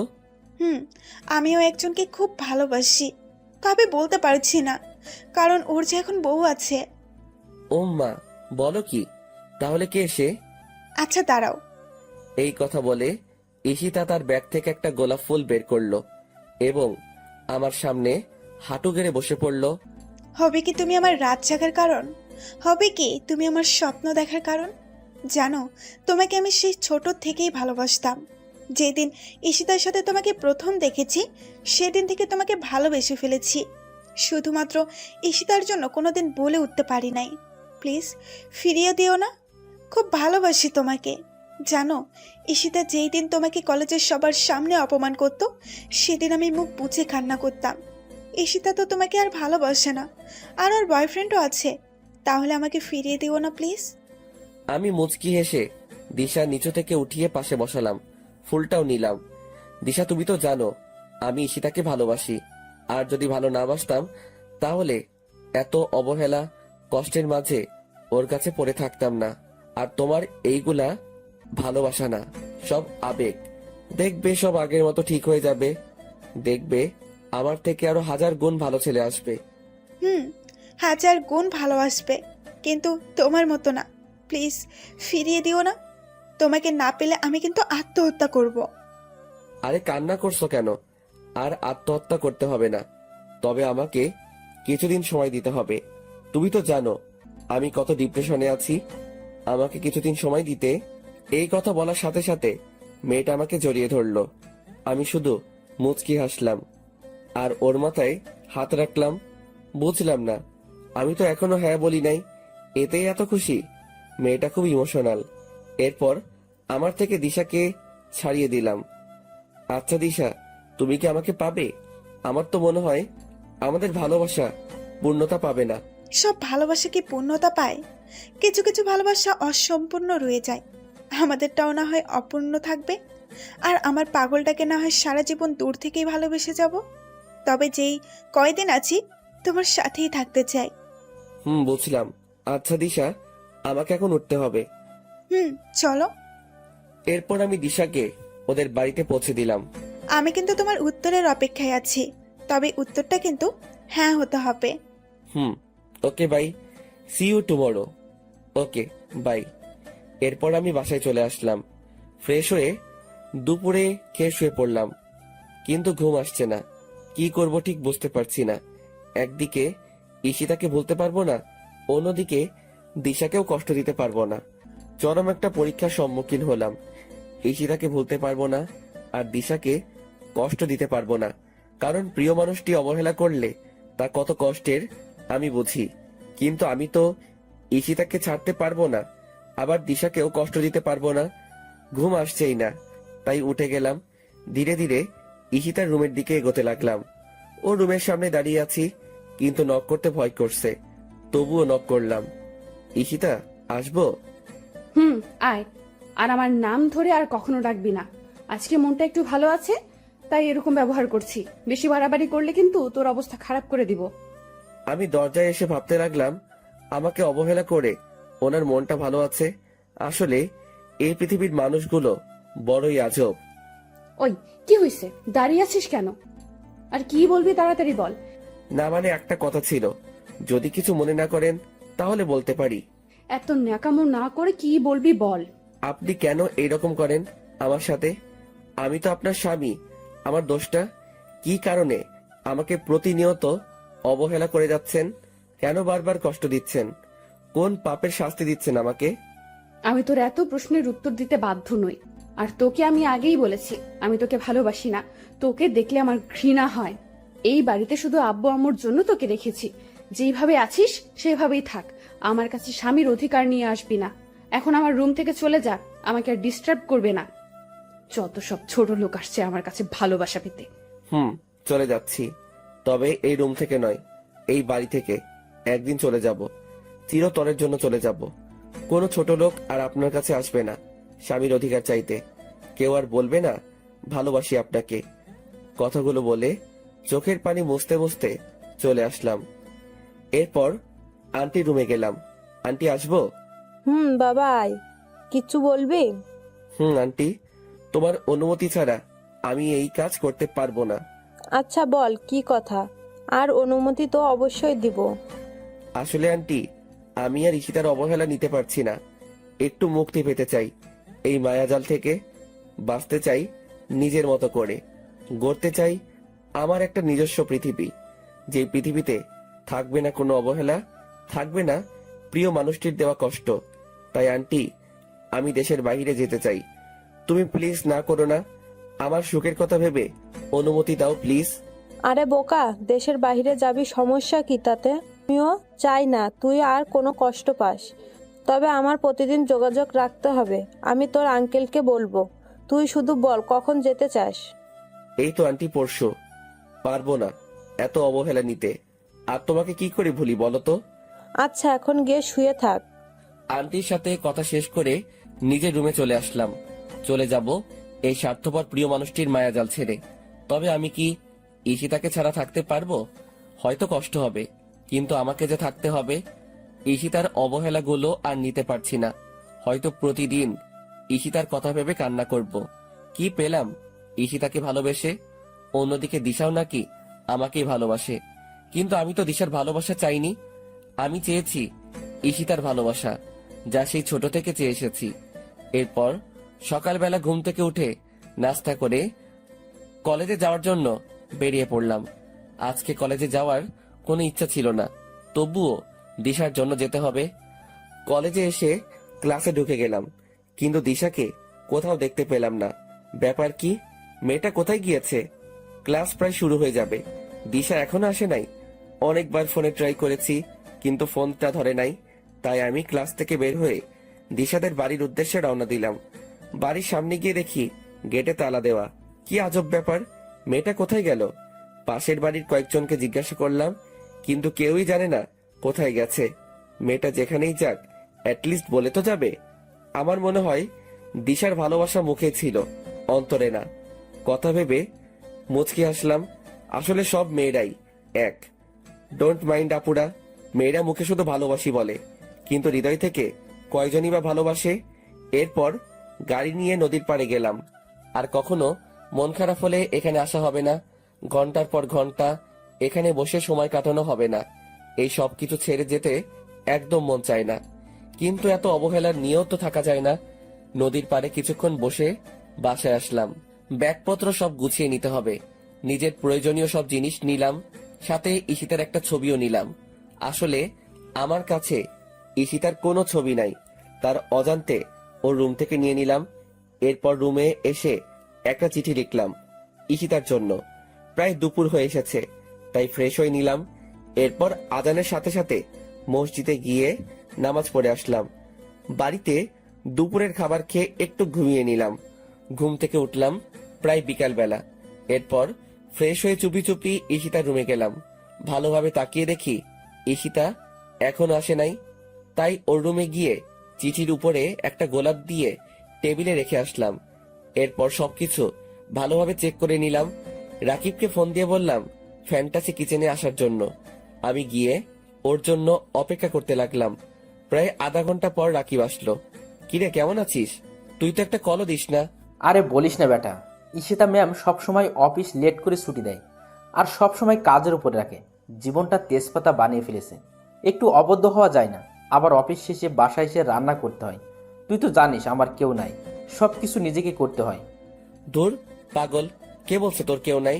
আমি আছি তো সব সময়। আর আমাদের ভাবি কবে আসবে? ওম্মা, কে ভাবি? কিসের ভাবি? কার ভাবি? কোথায় থেকে আসলো ভাবি? আমি তো জানতাম না। ভাব নিও না আমার সাথে। চুপি চুপি অনার্স শেষ বর্ষের একটা মেয়ের পিছনে ঘুরো, কিন্তু মেয়েটা পাতা দেয় না। আর তুমি ভাবো আমি কিছুই বুঝি না? ওই, তুই কেমনে জানলি? আমি তো তোকে বলি নাই। তুই তো বলবি না আমি জানি, তাই আগে থেকে খবর নিয়ে রাখলাম। তা কি খাবি অর্ডার কর, আজকে আমি তোকে খাওয়াবো। যা ইচ্ছে অর্ডার দে, সাথে আমার জন্য দে। ওকে। এরপর আমরা খেয়ে নিলাম। আচ্ছা দোস্ত, একটা কথা বলতেছি তোকে, যা যা বলবো মনোযোগ দিয়ে শুনবি। বল। আমি দেশের বাইরে যাচ্ছি, কবে ফিরবো জানি না। তুই সব সময় অফিসে ঈশিতার খেয়াল রাখবি, আমার সাথেও যোগাযোগ রাখবি। আর আমি কিন্তু একদিন না একদিন ফিরবো, তবে কখন তা জানি না। তুই ঈশিতার উপর নজর রাখিস। আসলে মেয়েটা একটু অগোছালো আর অবুঝ। যদি ঈশিতার কিছু হয় তাহলে তোকে সবকিছুর জন্য জবাব দিতে হবে। তুই তো জানিস ওকে কতটা ভালোবাসি, আর তোকে খুব মিস করবো দোস্ত। সত্যি কি চলে যাবি? আর না গেলে হয় না দোস্ত। এই পৃথিবীতে আমার মা বাবা আর আপন বলতে কেউ নেই। কিছুদিন আগে থেকে তোর সাথে পরিচয় হয়, তুই এতটা আপন হয়ে উঠবি ভাবতেই পারি নাই। নিয়তি চাইলে দেখা হবে, আর তোর ঈশিতাকে আমি দেখে রাখবো। নিজের যত্ন নিস দোস্ত। দেখলাম ছেলেটার চোখে পানি। আরে পাগল, কান্না করিস কেন? আমি তোর সাথে তো যোগাযোগ রাখবো। আচ্ছা দোস্ত, আজকের মতো উঠলাম। ভালো থাকিস দোস্ত। তুইও, তোকে খুব মিস করব। আমিও দোস্ত। এরপর চলে এলাম বাড়িতে। প্রায় সন্ধ্যা হয়ে এসেছে। সেই পুরনো স্মৃতিগুলো ভেসে উঠে আসছে চোখের মাঝে। কত অবহেলা নিয়ে কাটিয়েছি দিনগুলো। হয়তো আমি চলে গেলে ওর কিছু আসে যায় না। ঈশিতা তো আমাকে ভালোই বাসে না, তাহলে আমার অনুপস্থিতিতে ওর কিছু আসবে যাবে না। রাত প্রায় 12টা বাজে। আমি ঘুমিয়ে আছি। হঠাৎ মোবাইলের আওয়াজে ঘুমটা ভেঙে গেল। মোবাইলের স্ক্রিনে তাকিয়ে দেখি দিশার নাম্বার। তাড়াতাড়ি করে রিসিভ করলাম। হ্যালো দিশা, কোথায় ছিলে তুমি সারাদিন? তুমি জানো আজকে কতবার তোমার মোবাইলে ট্রাই করছি, কিন্তু তুমি ফোনটা রিসিভ করো নাই কেন? কি হয়েছে, চুপ কেন? ওই পাশ থেকে ফুপিয়ে ফুপিয়ে কান্নার শব্দ আসছে। কি হয়েছে দিশা, চুপ করে আছো কেন? তোমার জন্য তোমাদের বাড়িতে গেছি, কিন্তু দরজায় তালা দেওয়া। কোথায় ছিলে? তোমাকে উত্তরটাও দেওয়া হয় নাই। হঠাৎ মোবাইলটা কেটে গেল। বুঝলাম না মেয়েটা হঠাৎ করে কোথায় উধাও হয়ে গেল। আবার ফোন দিয়ে কান্না করছে, কিন্তু কোনো কথা বলছে না। মেয়েটা এমন কেন করলো? এরপর আবার ঘুমিয়ে গেলাম। কালকে সকাল 8:30 ফ্লাইট, তাড়াতাড়ি উঠতে হবে। খুব সকালবেলায় ঘুমটা ভাঙলো। আমি তাড়াতাড়ি উঠে ফ্রেশ হয়ে নামাজ পড়তে চলে গেলাম। নামাজ পড়ে বাড়িতে ফিরে আসলাম। আন্টি রুমের পাশ দিয়ে উপরে যাওয়ার সময় আন্টি আমাকে ডাক দিলেন। আমি গিয়ে আন্টির পাশেই বসলাম। আন্টি এখনো নামাজের বিছানায় বসে আছে। আমি ওনার কাছে গিয়ে বসাতে আন্টি আলতো করে আমার কপালে একটা চুমু দিলেন। আন্টি কিছু বলবে নাকি? বাবা, চলে তো যাচ্ছিস আমাদের ছেড়ে। শেষবারের মতো না হয় খাইয়ে দেই নিজের হাতে তোকে। আর কখনো সময় হবে কিনা জানি না। কি খাবি না? খাবো তো, তুমি নিয়ে আসো, আমি এইখানে আছি, মুচকি এসে বললাম। এরপর আন্টি আমাকে নিজাতে খাইয়ে দিলেন। আমি চুপচাপ সবগুলো খেয়ে নিলাম। আর কখনো খাওয়া হবে কিনা জানি না, খেয়ে চলে আসলাম। এরপর সবকিছু ভালোভাবে প্যাক করে নিলাম। প্রায় 7:30 বেজে গেছে। আমি ধীরে ধীরে ঈশিতার রুমের দিকে গেলাম। অবাক হওয়ার বিষয়, ওর রুমের দরজাটা খোলা। আমি হালকা উকি দিলাম, ঘরে তো কেউই নাই। চিঠিটা এখনো টেবিলের উপর পড়ে আছে। শেষবারের মতো ঈশিতাকে দেখা হলো না। এরপর আমি ঈশিতার সাথে দেখা না দিয়ে গাড়ি নিয়ে এয়ারপোর্টের উদ্দেশ্যে বেরিয়ে পড়লাম। আমার সাথে আন্টি আঙ্কেল যাচ্ছেন আমাকে এগিয়ে দিতে। খেয়াল করলাম আন্টি পুরো রাস্তা মন খারাপ করে রয়েছেন। গাড়ি এসে থামলো এয়ারপোর্টের সামনে। এরপর আমি আঙ্কেলের থেকে সবকিছু বুঝে নিলাম। আমি আসার সময় আন্টি অনেক কান্না করতে লাগলো। আন্টি, তুমি যদি এইরকম কান্না করো তাহলে আমি কিভাবে যাব? এরপর আন্টি চোখের পানি মুছে নিলেন। আমি গিয়ে আন্টিকে বললাম, সময় মতো ওষুধ খাবে, নিজের প্রতি যত্ন নিবে, আঙ্কেলকে দেখে রাখবে। আর আমি তোমার সাথে প্রতিদিন কথা বলবো, তবে ঈশিতা যেন না জানতে পারে। আমার কথা শুনে আন্টি শুধু মাথা নাড়ালো। এরপর আমি ওদের কাছ থেকে বিদায় নিয়ে এয়ারপোর্টে ঢুকে পড়লাম। আবার কখন দেখা হবে জানা নেই। নিজের অজান্তেই চোখ ভিজে এলো। প্রিয় মানুষগুলো, প্রিয় দেশটি ছেড়ে চলে যেতে হবে বিদেশে। এরপর ঠিক সময় প্লেন টেক অফ করলো। তখন মন চাইছে প্লেনের জানালা ভেঙে নেমে যাই, কিন্তু তখন তো আর কোনো পথ খোলা ছিল না। এরপর তো তুমি সবই জানো অর্পা, আমার ইংল্যান্ডে আসা, তোমার সাথে পরিচয় হওয়া, পরিচয় থেকে বন্ধুত্ব। তুমি আমাকে কতটা ভালোবাসো ঠিক অনুভব করতে পারছি না। হয়তো আমি ঈশিতাকে যতটুকু ভালোবাসি তার থেকে বেশি ভালোবাসি, আবার এর থেকে কমও হতে পারে। তুই জানো অর্পা, আমার প্রতিটা মুহূর্তে ঈশিতার কথা মনে পড়তো। খেয়াল করে দেখলাম মেয়েটা কান্না করছে আমার কথাগুলো শুনে। ওকে সান্ত্বনা দেওয়ার ভাষা আমার নেই। হঠাৎ অর্পা চোখ মুছে আমাকে হাসি মুখে বলল, কি হয়েছে? কেকটা কাটবে না নাকি খালি পেটে থাকতে হবে? নাও, তাড়াতাড়ি করো। এরপর আমি কেকটা কাটলাম আর বলতে লাগলাম, happy birthday to you, happy birthday dear Ishita. এরপর কেকটা একটু অর্পাকে খাইয়ে দিলাম। আমি আর নিজেকে সামলাতে পারছি না, বুক ফেটে কান্না আসছে। তাই আমি অর্পাকে ছাদে রেখেই নিচে চলে আসলাম। আজকে ঈশিতার জন্মদিন ছিল। এই দেশের মাটিতে প্রায় 5 বছর পার করে ফেললাম। প্রতি বছর ঈশিতার জন্মদিন পালন করতাম আমি। অর্পা মেয়েটা হচ্ছে আমার কলিগ, আমরা একই অফিসে কাজ করি। মেয়েটাও বাঙালি। অর্পা এই দেশে আসে ওর আব্বু আম্মুর কারণে। ওদের মধ্যে নাকি মিল নেই, সারাদিন নাকি ঝগড়া করে। তাই অর্পা রাগ করেই ওদের ছেড়ে এইখানে চলে আসে। বাঙালি হওয়ায় মেয়েটার সাথে বন্ধুত্ব করে নিলাম। এরপর থেকে নাকি মেয়েটা আমাকে ভালোবেসে ফেলে। আমি জানি প্রিয় মানুষটিকে না পেলে কত কষ্টে থাকতে হয়। যদি আমার কোনো পিছুটান না থাকতো তাহলে আমি অর্পাকে আপন করে নিতাম। প্রতি বছর ঈশিতার জন্মদিন পালন করার সময় অর্পা আমার কাছ থেকে আমার আর ঈশিতার গল্পটা শুনতে চাইতো। তাই আমি আমার জীবনের সব ঘটনা বললাম ওকে। আমার কথা শুনে অর্পা একদম কান্না করে দিল। এরপর আমিও রুমে এসে অনেক কান্না করলাম। ঈশিতার সাথে দেখা হবে কিনা জানি না। এরপর দরজা ওপাশ থেকে অর্পা আমাকে ডাকতে লাগলো, এই জনি, দরজা খুলো। কি হয়েছে তোমার? ছাদ থেকে এভাবে চলে আসলে কেন? তাড়াতাড়ি দরজা খুলো বলছি। তোমার জন্য নিজ হাতে রান্না করে এনেছি, তুমি খাবে না? দরজা খুলো বলছি। আমি খাবো না অর্পা, আমার খিদা নেই, তুমি এখন যাও। ওই, তোকে বলছি না দরজা খুলতে? তাড়াতাড়ি দরজা খুলে দে। না হয় তোর মাথা পাঠাবো। আমি ভয়ে তাড়াতাড়ি দরজাটা খুলে দিলাম। কি মেয়ে রে বাবা, আমাকে সামান্য জিনিসের জন্য ঝাড়ি দেয়। ওই, তোমার সমস্যা কি? খাবে না কেন? তোমার জন্য এত কষ্ট করে রান্না করলাম, এখন তুমি কি চাও আমি এইগুলো ফেলে দেই? না, তার আর দরকার হবে না, তুমি খাবার দাও, আমি খেয়ে নিচ্ছি। জনি, একটা কথা বলি, রাখবা প্লিজ? আরে বলো, সমস্যা নাই, আমি তোমার কথা রাখবো। আর বেস্ট ফ্রেন্ডের কথা কি ফেলা যায়?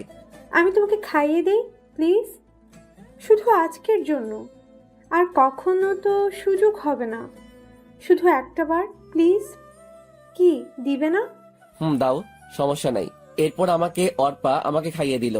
মেয়েটা আমাকে এতটা ভালোবাসে আমি ভাবতেই অবাক হচ্ছি। শুধুমাত্র আন্টি ছাড়া আর কেউ আমাকে এইরকম ভালোবাসেনি। আর আজকে অর্পা। খাওয়া শেষ করে উঠে আমি সোফায় বসে রইলাম। এরপর অর্পা এসে আমার পাশে বসলো। জনি, একটা জিনিস চাইবো, দিবা? বলো, কি চাও? আমাকে একবার জড়িয়ে ধরবে প্লিজ? প্রেমিকা হিসেবে না, ফ্রেন্ড হিসেবে প্লিজ। তোমাকে তো আর আমি পাবো না, কিন্তু একটু জড়িয়ে ধরতে পারি। পারো। বলার সাথে সাথেই মেয়েটা এসে আমাকে জড়িয়ে ধরলো আর কান্না করে দিল। আমি কিছু বলছি না, কি বলবো আমি? আমার কাছে কি উত্তর আছে? আমি শুধু অর্পার মাথায় হাত রাখলাম। মেয়েটা আমাকে কত ভালোবাসে, কিন্তু আমি তো ওকে ভালোবাসতে পারবো না, কারণ আমি শুধু ঈশিতাকেই ভালোবাসি, আর কাউকে ঈশিতার স্থানটা দিতে পারবো না। এরপর অর্পা আমাকে ছেড়ে দিয়ে কান্না করতে করতে চলে গেল। আমি আর কোনো কিছু না ভেবে ঘুমিয়ে পড়লাম। চিন্তা করলাম পরশু দেশে ফিরে যাব। অনেক তো হলো এভাবে, এখন থেকে না হয় আমার নতুন করে অবহেলা পেতে শুরু করব, তবুও মনের ভিতর কোনো শূন্যতা অনুভব হবে না। এরপর সকালবেলা ঘুম থেকে উঠে ফ্রেশ হয়ে নিলাম, নাস্তা করে রেডি হয়ে অফিসে চলে আসলাম। সারাদিন অফিসে কাজ করে বাসায় আসলাম। অফিস থেকে আসার সময় অর্পাকে বলে দিলাম আমি কালকে বাংলাদেশে ফিরে যাব। ও যদি যেতে চায় তাহলে আমার সাথে যেতে পারে। আমার কথা শুনতে অর্পা খুশিতে রাজি হয়ে গেল। এরপর আমি সকালবেলায় সবকিছু গুছিয়ে নিলাম, অর্পাকে দিয়ে ওর অ্যাপার্টমেন্ট থেকে নিয়ে আসলাম। এয়ারপোর্টে সবকিছু চেক শেষে আমি প্লেনে এসে বসলাম। প্লেন তার যথাসময় চলতে শুরু করলো। প্রায় 4 ঘন্টা পর প্লেন এসে থামলো বাংলাদেশ এয়ারপোর্টে। নিজের দেশের মাটিতেই পা ফেলতেই সব ক্লান্তি দূর হয়ে গেল। এরপর একটা গাড়ি নিয়ে আমি আর অর্পা বাসায় চলে আসলাম। সেই চিরচেনা বাড়িটায় দরজায় দাঁড়িয়ে কলিং বেলে চাপ দিলাম। একটু পর আন্টি এসে দরজা খুলে দিলেন আর আমাকে দেখে ভীষণ অবাক হলেন। খুশিতে আত্মহারা হয়ে আমাকে জড়িয়ে ধরে কান্না করে দিলেন। আমি আন্টির সাথে কান্না করে দিলাম। প্রায় 4 বছর পর আবার আপন মানুষগুলোকে দেখতে পেলাম। কেমন আছো আন্টি? আগে ভালো ছিলাম না, তুই এসে গেছিস, এখন অনেকটা ভালো আছি। তুই কেমন আছিস? আমিও ভালো আছি। কি অবস্থা হয়েছে তোর? একদম শুকিয়ে গেছিস, ঠিক মতন খাবার খাস না। এতগুলো দিন পর আমাদের কথা মনে পড়লো। তোমাদের কথা তো ঠিকই মনে পড়ে। আন্টি, ঈশিতা কোথায়? কেমন আছে ঈশিতা? ঈশিতা ওর ঘরে আছে। কেমন আছে তুই গিয়ে জিজ্ঞাসা কর। আর সাথে মেয়েটা কে বাবা? ওহ আন্টি, তোমাকে তো পরিচয় করিয়ে দেই নাই। ও হচ্ছে অর্পা, আমার ফ্রেন্ড। আর অর্পা, উনি হচ্ছে ঈশিতার আম্মু। তোমাকে তো বলেছি। কেমন আছেন আন্টি? আলহামদুলিল্লাহ ভালোই আছি, তুমি কেমন আছো? জি আন্টি, আমিও ভালো আছি। আন্টি, আঙ্কেলকে তো দেখতে পাচ্ছি না। আঙ্কেল কোথায়? তোর আঙ্কেল অফিসের কাজে বাহিরে গেছে, আজকেই চলে আসবে। আর কতক্ষণ মেয়েটাকে বাহিরে দাঁড় করিয়ে রাখবি? ভিতরে আয়। আন্টি। অর্পা, ভিতরে আসো। এরপর আমি আর অর্পা ভিতরে চলে গেলাম। অর্পাকে গেস্ট রুমটা দেখিয়ে দিলাম। এরপর আমি আমার রুমে চলে আসলাম। নিজের সেই রুমটাতে আবার অনেকগুলো দিন পর এলাম, কিন্তু অবাক হওয়ার বিষয়, আমার রুমটা একদম গোছানো, সবকিছু পরিষ্কার। মনে হয় কেউ প্রতিদিন এসে পরিষ্কার করে যায়। এত কিছু না ভেবে আমি ফ্রেশ হতে চলে গেলাম। এরপর নিচে নাস্তা করতে চলে গেলাম। সাথে অর্পাকে নিয়ে এলাম। মেয়েটা হয়তো লজ্জায় কোনো কিছু বলতে পারবে না। আন্টি আমাদেরকে নাস্তা দিলেন। আমি খেয়ে যাচ্ছি, কিন্তু গলা দিয়ে নামতেছে না। কারণ একটাই, ঈশিতা। আসার পর থেকে ঈশিতাকে দেখতেছি না। ব্যাপার কি? মেয়েটা কোথায় গেল? আন্টি, ঈশিতা কোথায়? নাস্তা করবে না? আসার পর থেকে তো একবারও দেখলাম না। কি জানি বাবা কি হয়েছে, তুই যাওয়ার পর থেকে মেয়েটা একদম বদলে গেছে। ঠিক মতন খায় না, ঠিক মতন ঘুমায় না, অফিসে এবং কলেজে কোথাও যায় না। দিন দিন কেমন মৃত্যুর মুখে চলে যাচ্ছে। আন্টির কথা শুনে বুকটা কেঁপে উঠল। কি হয়েছে ঈশিতার? তবে কি ওর কোনো ক্ষতি হয়েছে? কেন হঠাৎ করে এইভাবে বদলে গেল? আন্টি, ঈশিতা এখন কোথায়? মনে হয় রুমেই আছে, সারাদিন নিজেকে রুমে বন্দি করে রাখে। যা তো মেয়েটাকে ডেকে নিয়ে আয়। কে? আমি যাব? তুই যাইবি, এখন যা তো। এরপর আমি ধীরে ধীরে ঈশিতার রুমের দিকে পা বাড়ালাম। উপরে গিয়ে দেখি দরজাটা খোলা। আমি ঈশিতাকে অনেকবার ডাক দিলাম, উঠলো না। এরপর রুমের ভিতরে গিয়ে ঈশিতার খাটের পাশে গেলাম। মেয়েটা ছোট বাচ্চাদের মতো শুয়ে আছে, চুলগুলো মুখের উপরে। আমি আবার ডাক দিলাম। এইবার ঈশিতা চোখ ডলতে ডলতে উঠে গেল। ঈশিতাকে দেখে চোখে পানি ছলছল করছে। কি ঈশিতা, কি হয়ে গেল? শুকিয়ে একদম কাঠ হয়ে গেছে, চোখের নিচে কালো দাগ পড়ে গেছে, আগের থেকে অনেক কালো হয়ে গেছে। আমাকে এইভাবে দেখতে পাবে ঈশিতা কল্পনাও করে নাই। ঈশিতার চোখ অশ্রুতে ভরে গেছে। আজকে অবহেলার প্রতিদানে এই সকল কিছু হচ্ছে। ঈশিতা খাট থেকে নেমে আমার একদম কাছে চলে আসলো, আমাকে জড়িয়ে ধরতে চাইলো, কিন্তু আমি সরে গেলাম। আমার থেকে এইরকম কিছু ঈশিতা আশা করেনি। আমিও ঈশিতার পাশে থাকতে চেয়েছিলাম, কিন্তু ঈশিতা আমার সাথে অনেক খারাপ ব্যবহার করছে, আমাকে প্রতিনিয়ত অবহেলা করে গেছে। এখন এই সবকিছু ঈশিতাকে তিলে তিলে ভুগতে হবে। প্রিয় মানুষটি অবহেলা করলে তা কত কষ্টের ঈশিতাকেও বুঝতে হবে। এখন থেকে আমি অবহেলা করব, আর ঈশিতা সবকিছু সহ্য করবে। আপনাকে আন্টি নিচে নাস্তা খেতে ডাকছে, তাড়াতাড়ি আসেন। জনি, দাঁড়াও, তোমাকে। আমি না শুনে চলে আসলাম, আর ঈশিতা ওইখানে হাঁটু গেড়ে বসে পড়লো। হয়তো বুঝতে পারছে তার কর্মের ফল ভুগছে, কান্না করতে লাগলো। আমি নিচে এসে নাস্তা করতে লাগলাম। এরপর ঈশিতাও এলো। আমি কিছু না বলে চুপচাপ নাস্তা খেয়ে যাচ্ছি, কিন্তু ঈশিতা নাস্তা না করে আমার দিকে তাকিয়ে আছে। ঈশিতাকে কষ্ট দেওয়ার জন্য আমি পুরোটা না খেয়ে চলে আসলাম। আমার এইরকম আচরণে ঈশিতা কষ্ট পেল, পাক না, তাতে আমার কি? আমাকেও তো কম কষ্ট দেয়নি ঈশিতা। এরপর আমি আমার রুমে চলে এলাম।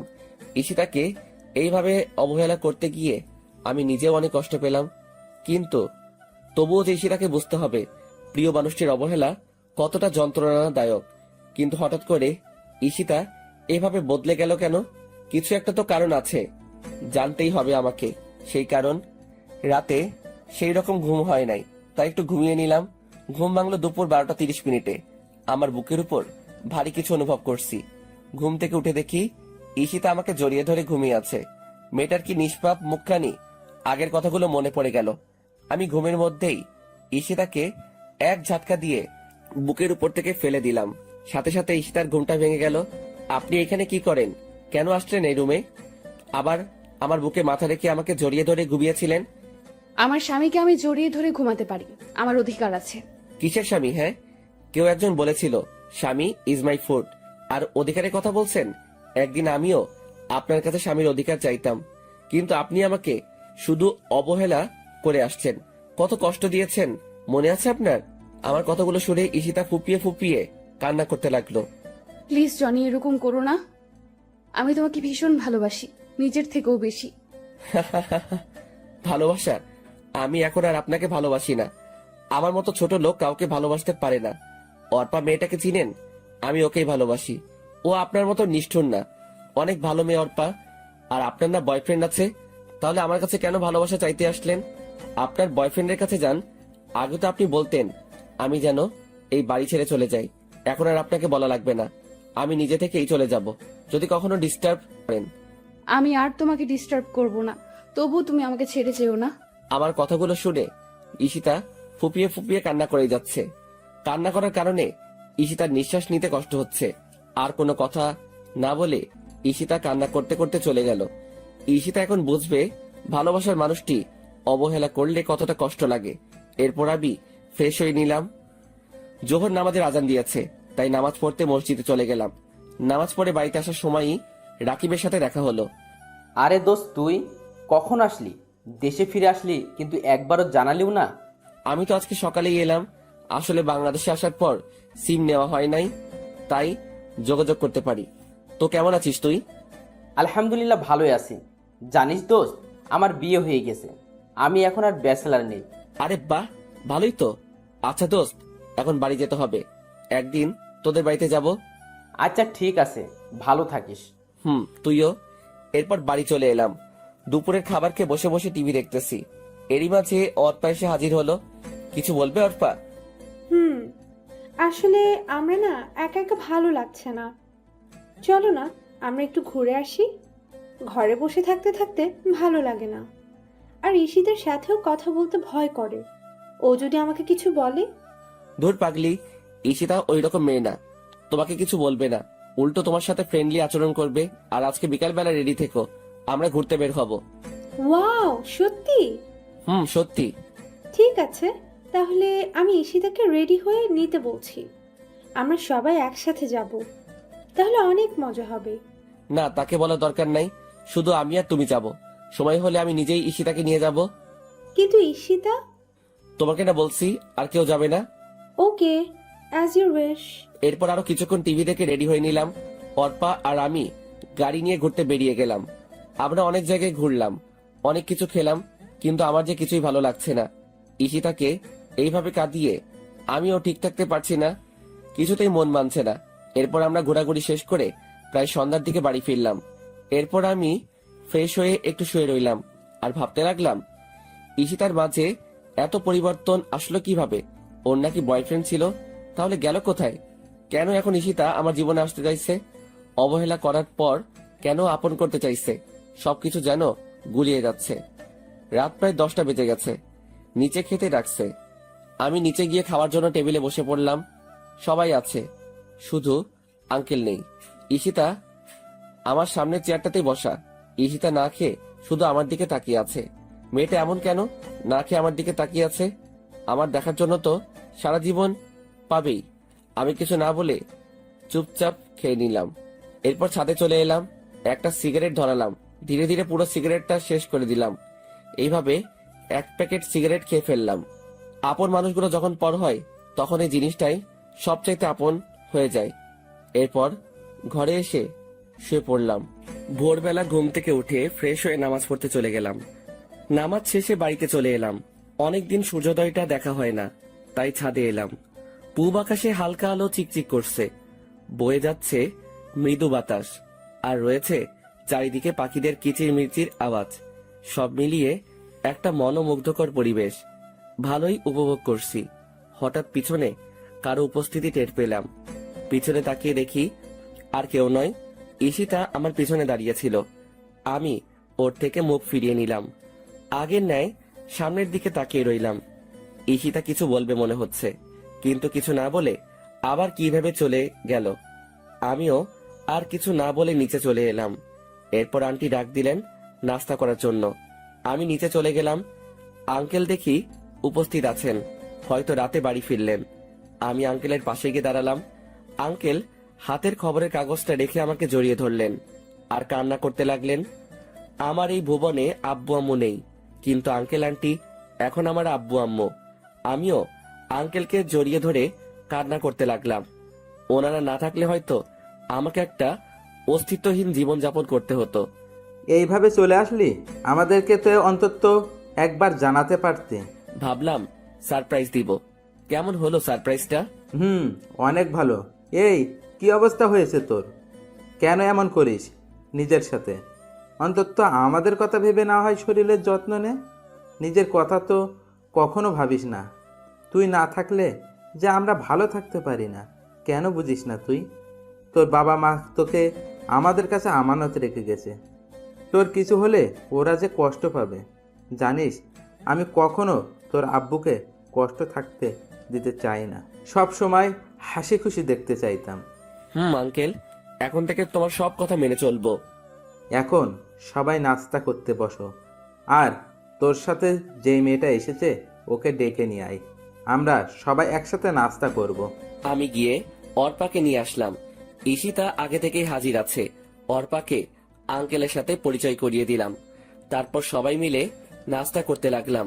আঙ্কেল, আমি আজকে থেকে অফিসে যেতে চাই। এত তাড়াতাড়ি কেন? কয়েকটা দিন রেস্ট নে। এমনিতে অনেক দিন পর এসেছিস, সবার সাথে একটু সময় কাটা। না আঙ্কেল, বাড়িতে বসে থাকতে ভালো লাগে না। আচ্ছা বাবা, তুই যা ভালো বুঝিস কর। Thank you uncle. রুমে এসে অফিসে যাওয়ার জন্য রেডি হচ্ছি। ওই সময় অর্পা আমার রুমে এসে হাজির। কিছু বলবে নাকি? আসলে আমার না একা একা বাড়িতে ভালো লাগবে না, যদি তোমার সাথে নিয়ে যেতে। আচ্ছা, সমস্যা নাই, তুমি গিয়ে তৈরি হয়ে নাও, আমরা খুব তাড়াতাড়ি বের হব। ঠিক আছে। অর্পা চলে গেল আর আমি আবার তৈরি হতে ব্যস্ত আছি।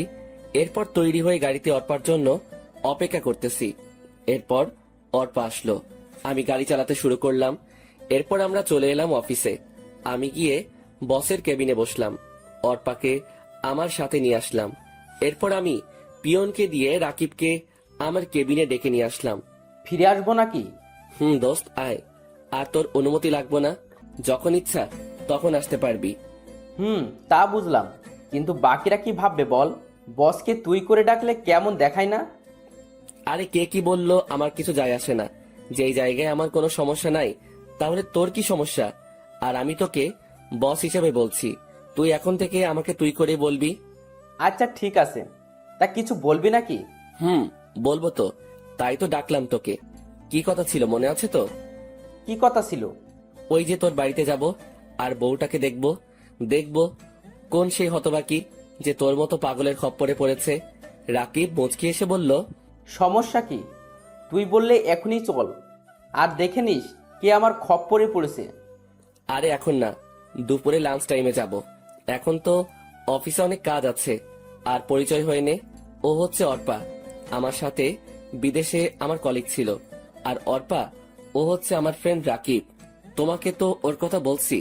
হাউ ফানি দোস্ত, যার দেশে এত বড় একটা অফিস আছে সে কিনা অন্য একটা অফিসে কাজ করছে। হ্যালো, কেমন আছেন? হাই, আলহামদুলিল্লাহ ভালো আছি ভাইয়া। আপনি কেমন আছেন ভাইয়া? আলহামদুলিল্লাহ ভালো। ওই সাইলেন্সারটার সাথে কিভাবে ফ্রেন্ডশিপ করলেন? সারাদিন তো মন মরা হয়ে বসে থাকতো। আমার মনে হয় বিদেশেও ওই রকম করেছে। ঠিক বলছেন। শুধু কাজের সময় কাজ করত আর সারাদিন বসে বসে সময় কাটিয়ে দিত। আমি ওদের কথাগুলো শুনছি আর মিট মিট করে হাসছি। পাগলগুলা বলে কি, সব সময় হাসি খুশি থাকার চেষ্টা করেও থাকতে পারতাম না। কেন জানি কিসের একটা শূন্যতা অনুভব হতো। এরপর রাকিব চলে যায়, আমি বসে বসে কাজ করতে লাগলাম আর অর্পা বসে বসে ফ্রি ফায়ার খেলতে লাগলো। বুঝি না মেয়েটা এই গেমটা কেমনে খেলা শিখলো, আমার থেকেও ভালো খেলতে পারে। তাই তো সবসময় আমার স্কোয়াডে রাখি। কাজ করতে করতে দুপুরের খাবার সময় হয়ে গেল, কিন্তু আমি এখনো কাজ করতে লাগলাম। অনেক কাজ পড়ে আছে। কিরে চল, আর কতক্ষণ অপেক্ষা করব? আমার কিন্তু ভীষণ খিদা লাগছে। কাজ এখন বন্ধ রাখ। ওই বেটা পেটু, সবসময় খাই খাই করিস কেন? একটু অপেক্ষা কর, আমি কাজগুলো সেরে ফেলি। আচ্ছা তুই তাড়াতাড়ি কর, আমি আমার ডেস্কে আসি। কাজ শেষ হইলে আমার ডেকে নিস। এরপর রাকিব চলে গেল, আমি কাজে মনোযোগ দিলাম। প্রায় 15 মিনিট পর কাজ শেষ হয়ে এসেছে। এরপর আমি অর্পাকে সাথে নিয়ে রাকিবের সাথে তাদের বাড়িতে উদ্দেশ্যে রওনা হলাম। আমি আর রাকিব কথা বলতে বলতে যেতে লাগলাম। প্রায় কিছু সময় রাকিবের বাড়িতে চলে এলাম। বাড়িটা আমার আগে থেকে চেনা। এরপর আমরা গাড়ি থেকে নেমে গাড়িটা পার্ক করিয়ে নিলাম। রাকিব গিয়ে দরজায় নক করলো। প্রায় কিছু সময় পর দরজা খুলে দিল। ভিতর দিকে তাকিয়ে আমি বড়সড় একটা ধাক্কা খেলাম। ও এখানে কি করে? আরে দিশা, তুমি এখানে? মানে কিভাবে হলো এইসব? রাকিব, তুইও তো কিছু বলিস নাই। ঘরে চল, তারপর সব বলবো। আগে খেয়ে নে, তারপর সবাই বসে কথা বলবো। আর অফিসে এখন দেরি করে গেলেও কিছু হবে না, সব জানতে পারবি। কেন তোকে কিছু বলি নাই? কেন তোর কাছ থেকে এত কিছু লুকিয়ে রাখলাম? এখন চল।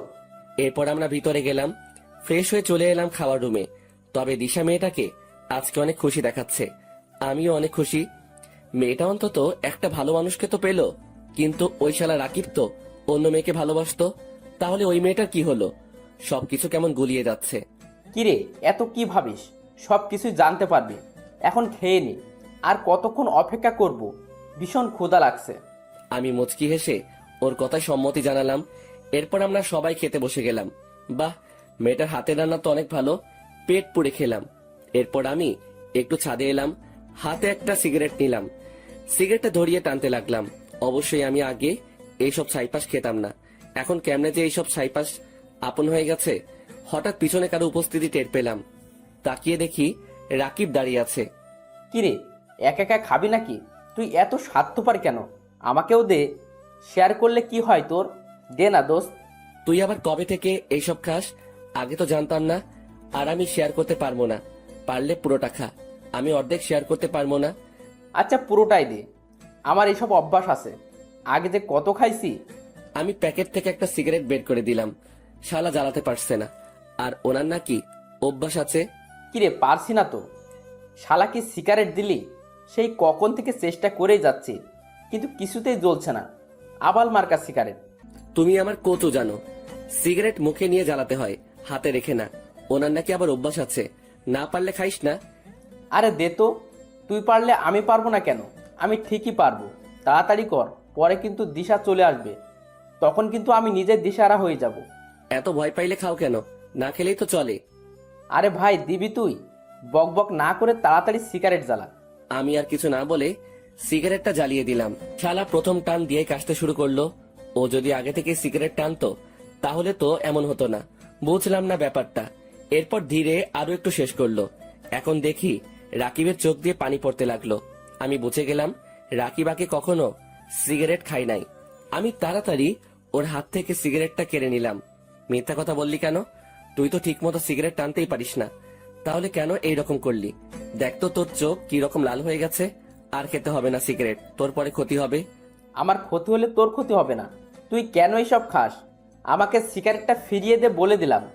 না দিব না, এখন নিচে যা, আমি আসতেছি। এই কথা বলে আমি আবার সিগারেটটা টানতে শুরু করলাম। রাকিব এসে আমাকে জড়িয়ে ধরে কান্না করে দিল। বুঝলাম না ছেলেটার কাহিনী। প্রথমত সিগারেট খেতে না পেরেও মিথ্যা বলে আমার থেকে সিগারেট নিল, এখন আবার কান্না করতে লাগলো। কিরে কান্না করিস কেন? কান্না থামা বেটা, কি হয়েছে বল আমাকে। দিশার সাথে ঝগড়া করলো নাকি? চল আমার সাথে, আজকে দিশার খবর আছে। এত বড় সাহস, আমার বন্ধুর সাথে ঝগড়া করে? চল তুই আমার সাথে। দিশা নয়, আমার এই কান্নার কারণ তুই। মানে আমি কি করলাম? কোনো ভুল করলাম নাকি? বল তাহলে, আমি ভুলটা শুধরানোর চেষ্টা করব। তবু তুই কান্না করিস না দোস্ত। অনেক বড় ভুল করছিস। তোকে নিয়ে আমার অনেক চিন্তা হয়, কখন জানি কি হয়ে যায়। তোকে আমার একটা কথা রাখতে হবে, আমার কসম দিয়ে বললাম। আরে চিন্তা করিস কেন, বলবি তো, আর আমি তোর সব কথা রাখবো। শুধু কি করতে হবে বল। তুই সিগারেট খাওয়া ছেড়ে দে দোস্ত। তোকে হারাতে চাই না আমি। যখন এই শহরে আমার কেউ ছিল না, তখন তুই আমার পাশে ছিলি, নিজের ভাইয়ের মতো আমার সাথে চলতি। আমি চাই না তোর কিছু হোক। আমি দিশার চাইতে তোকে বেশি ভালোবাসি দোস্ত। দিশা গেলে ওর মতো আরো অনেক মেয়ে পাবো, কিন্তু তোর মতো বন্ধু পাবো না। আর আমি দিশাকে ভালোবাসি না যে তাও না, আমি দিশাকে অনেক ভালোবাসি, কিন্তু তোর থেকে কম। আর আমি কখনো সিগারেট খাই নাই। সিগারেট ধোয়া আমার নাকে লাগলেই চোখ লাল হয়ে যায়, এরপর চুলকাতে শুরু করে। ভীষণ ভয় পাই সিগারেটের গন্ধটাকে। প্লিজ দোস্ত, এসব খাওয়া ছেড়ে দে। আমি চাই না তোর কিছু হোক, তোকে হারাতে চাই না। আরে পাগল, তুই এত ইমোশনাল কেন? এখন থেকে তোকে কথা দিলাম আর কখনো এইসব খাবো না। এখন কান্না থামা বেটা, মেয়েদের মতো কান্না করতে হবে। আর আমি কোথাও যাব না তোকে ছেড়ে, তবে বাসর ঘর হলে ভিন্ন কথা। আমার কথা শুনে রাকিব আওয়াজ করে হেসে দিল। আমি রাকিবকে হাসানোর জন্যই এই কথা বলেছি। এরপর সিগারেটটা ফেলে দিয়ে রাকিবকে নিয়ে নিচে চলে আসলাম। এরপর দুইজন পাশাপাশি ভালোভাবে ফ্রেশ হয়ে নিলাম, যাতে সিগারেট গন্ধ আমাদের শরীরে না থাকে। এরপর সবাই মিলে ড্রয়িং রুমে বসে পড়লাম। অর্পাও ছিল আমাদের সাথে। রাকিব বলতে শুরু করলো, তুই বিদেশ যাওয়ার 2 দিন আগে আমি অফিসে বসে দিশার ফটোগুলো দেখতেছি। ওই সময় ঈশিতা ম্যাম আমাকে তার কেবিনে যেতে বলল। আমিও চলে গেলাম ম্যামের কেবিনে। যখন ভিতরে গেলাম তখন ঈশিতা ম্যাম আমাকে বলল, রাকিব সাহেব, আপনি অফিস টাইমে কার ফটো দেখতেছেন? মেয়েটাকে? আপনি কিভাবে দেখলেন ম্যাম? আমি সিসি ক্যামেরায় দেখেছি। ভয় নেই, বলেন মেয়েটা আপনার কি হয়? আমি কিছু মাইন্ড করব না। আর আপনি না দাঁড়িয়ে থেকে বসেন, আর এই নেন টিস্যু। এই এসির মধ্যেও ঘামাচ্ছেন কেন? বললাম তো ভয় পেতে হবে না, ফ্রেন্ড হিসেবে বলুন। আসলে আমি ওই মেয়েটাকে ভীষণ ভালোবাসি, কিন্তু কখনো বলে উঠতে পারিনি। আর কখন বলতে পারবো কিনা জানি না। তখন ঈশিতা ম্যাম আমার হাত থেকে মোবাইলটা নিয়ে দিশার ফটোগুলো দেখতে লাগলো।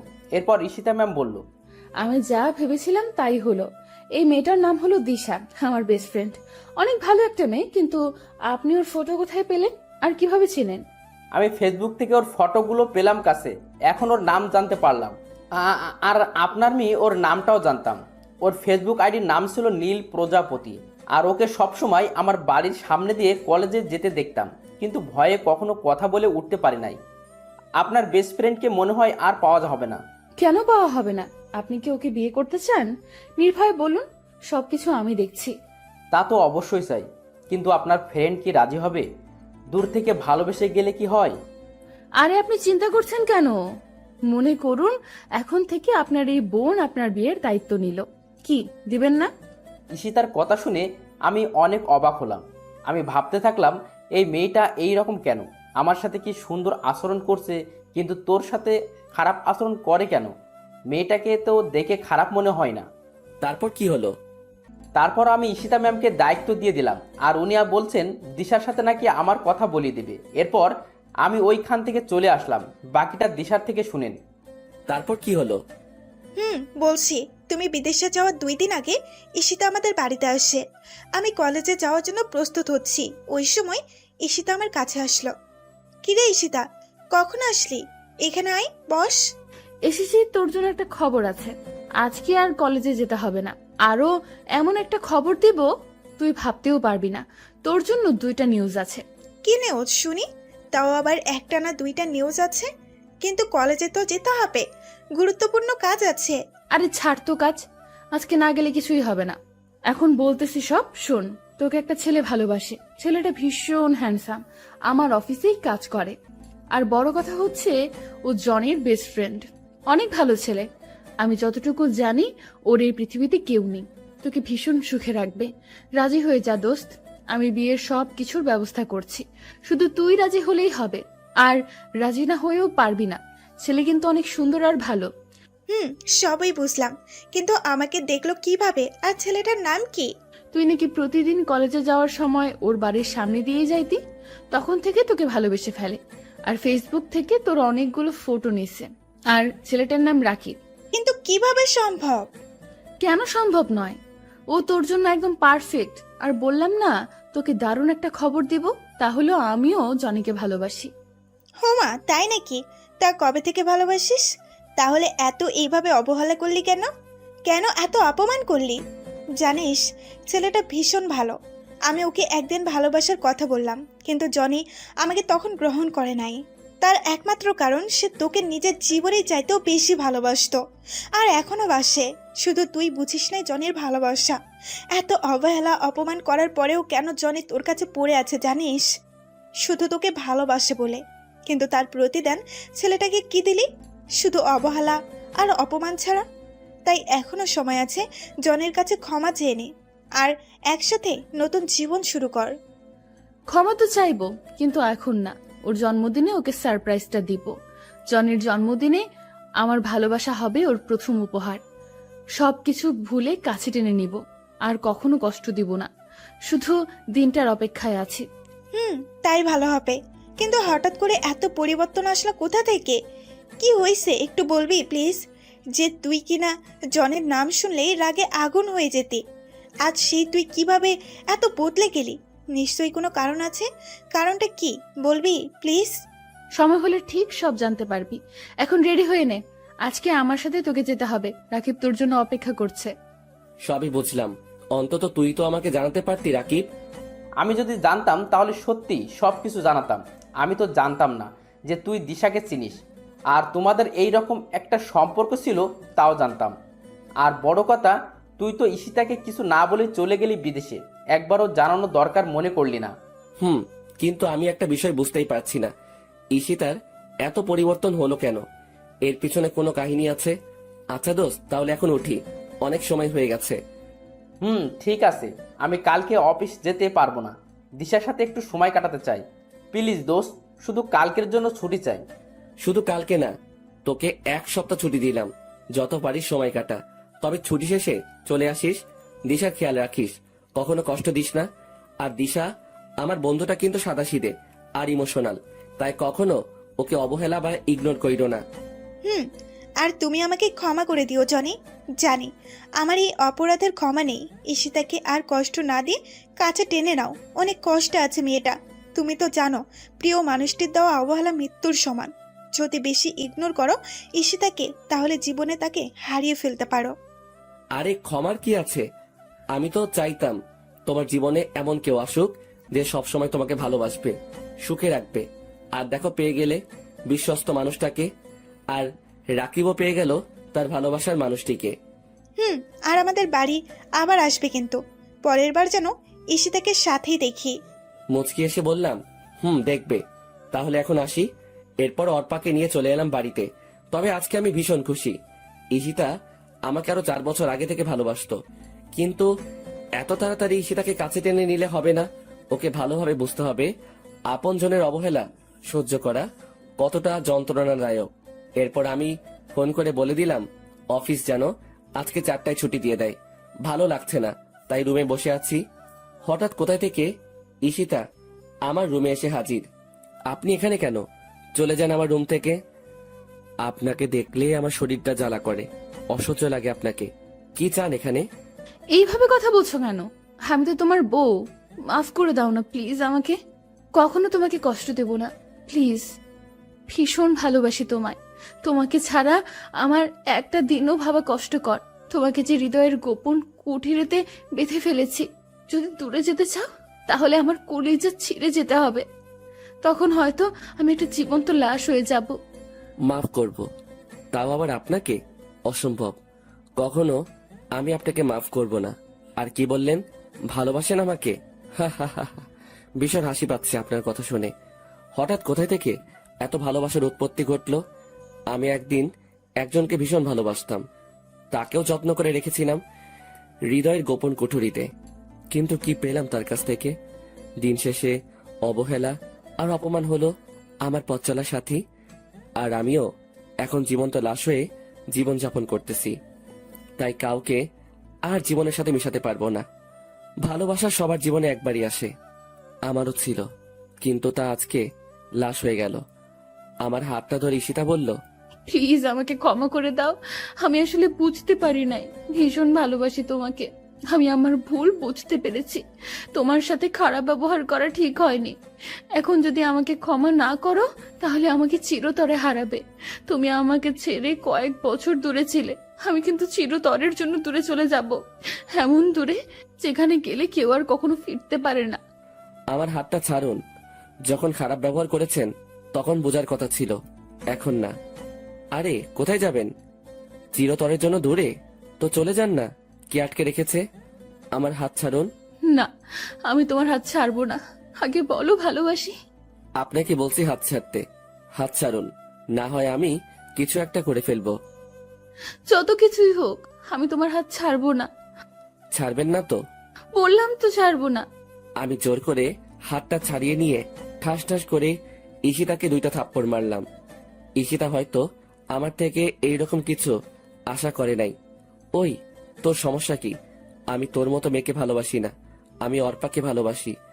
আর আগে তুই আমাকে এই বাড়ি ছেড়ে চলে যেতে বলতি না, কিন্তু এখন তুই যদি যাস আমি এই বাড়িতে থাকি, তবু থাকবো না।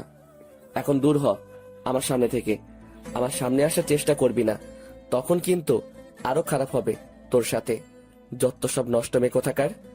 আমার কথা শুনে মেয়েটা আর এখানে দাঁড়াতে পারলো না, কান্না করতে করতে চলে গেল। এখন আমার নিজেরই কান্না আসতে লাগলো। মেয়েটাকে এইভাবে মারাটা ঠিক হয় নাই।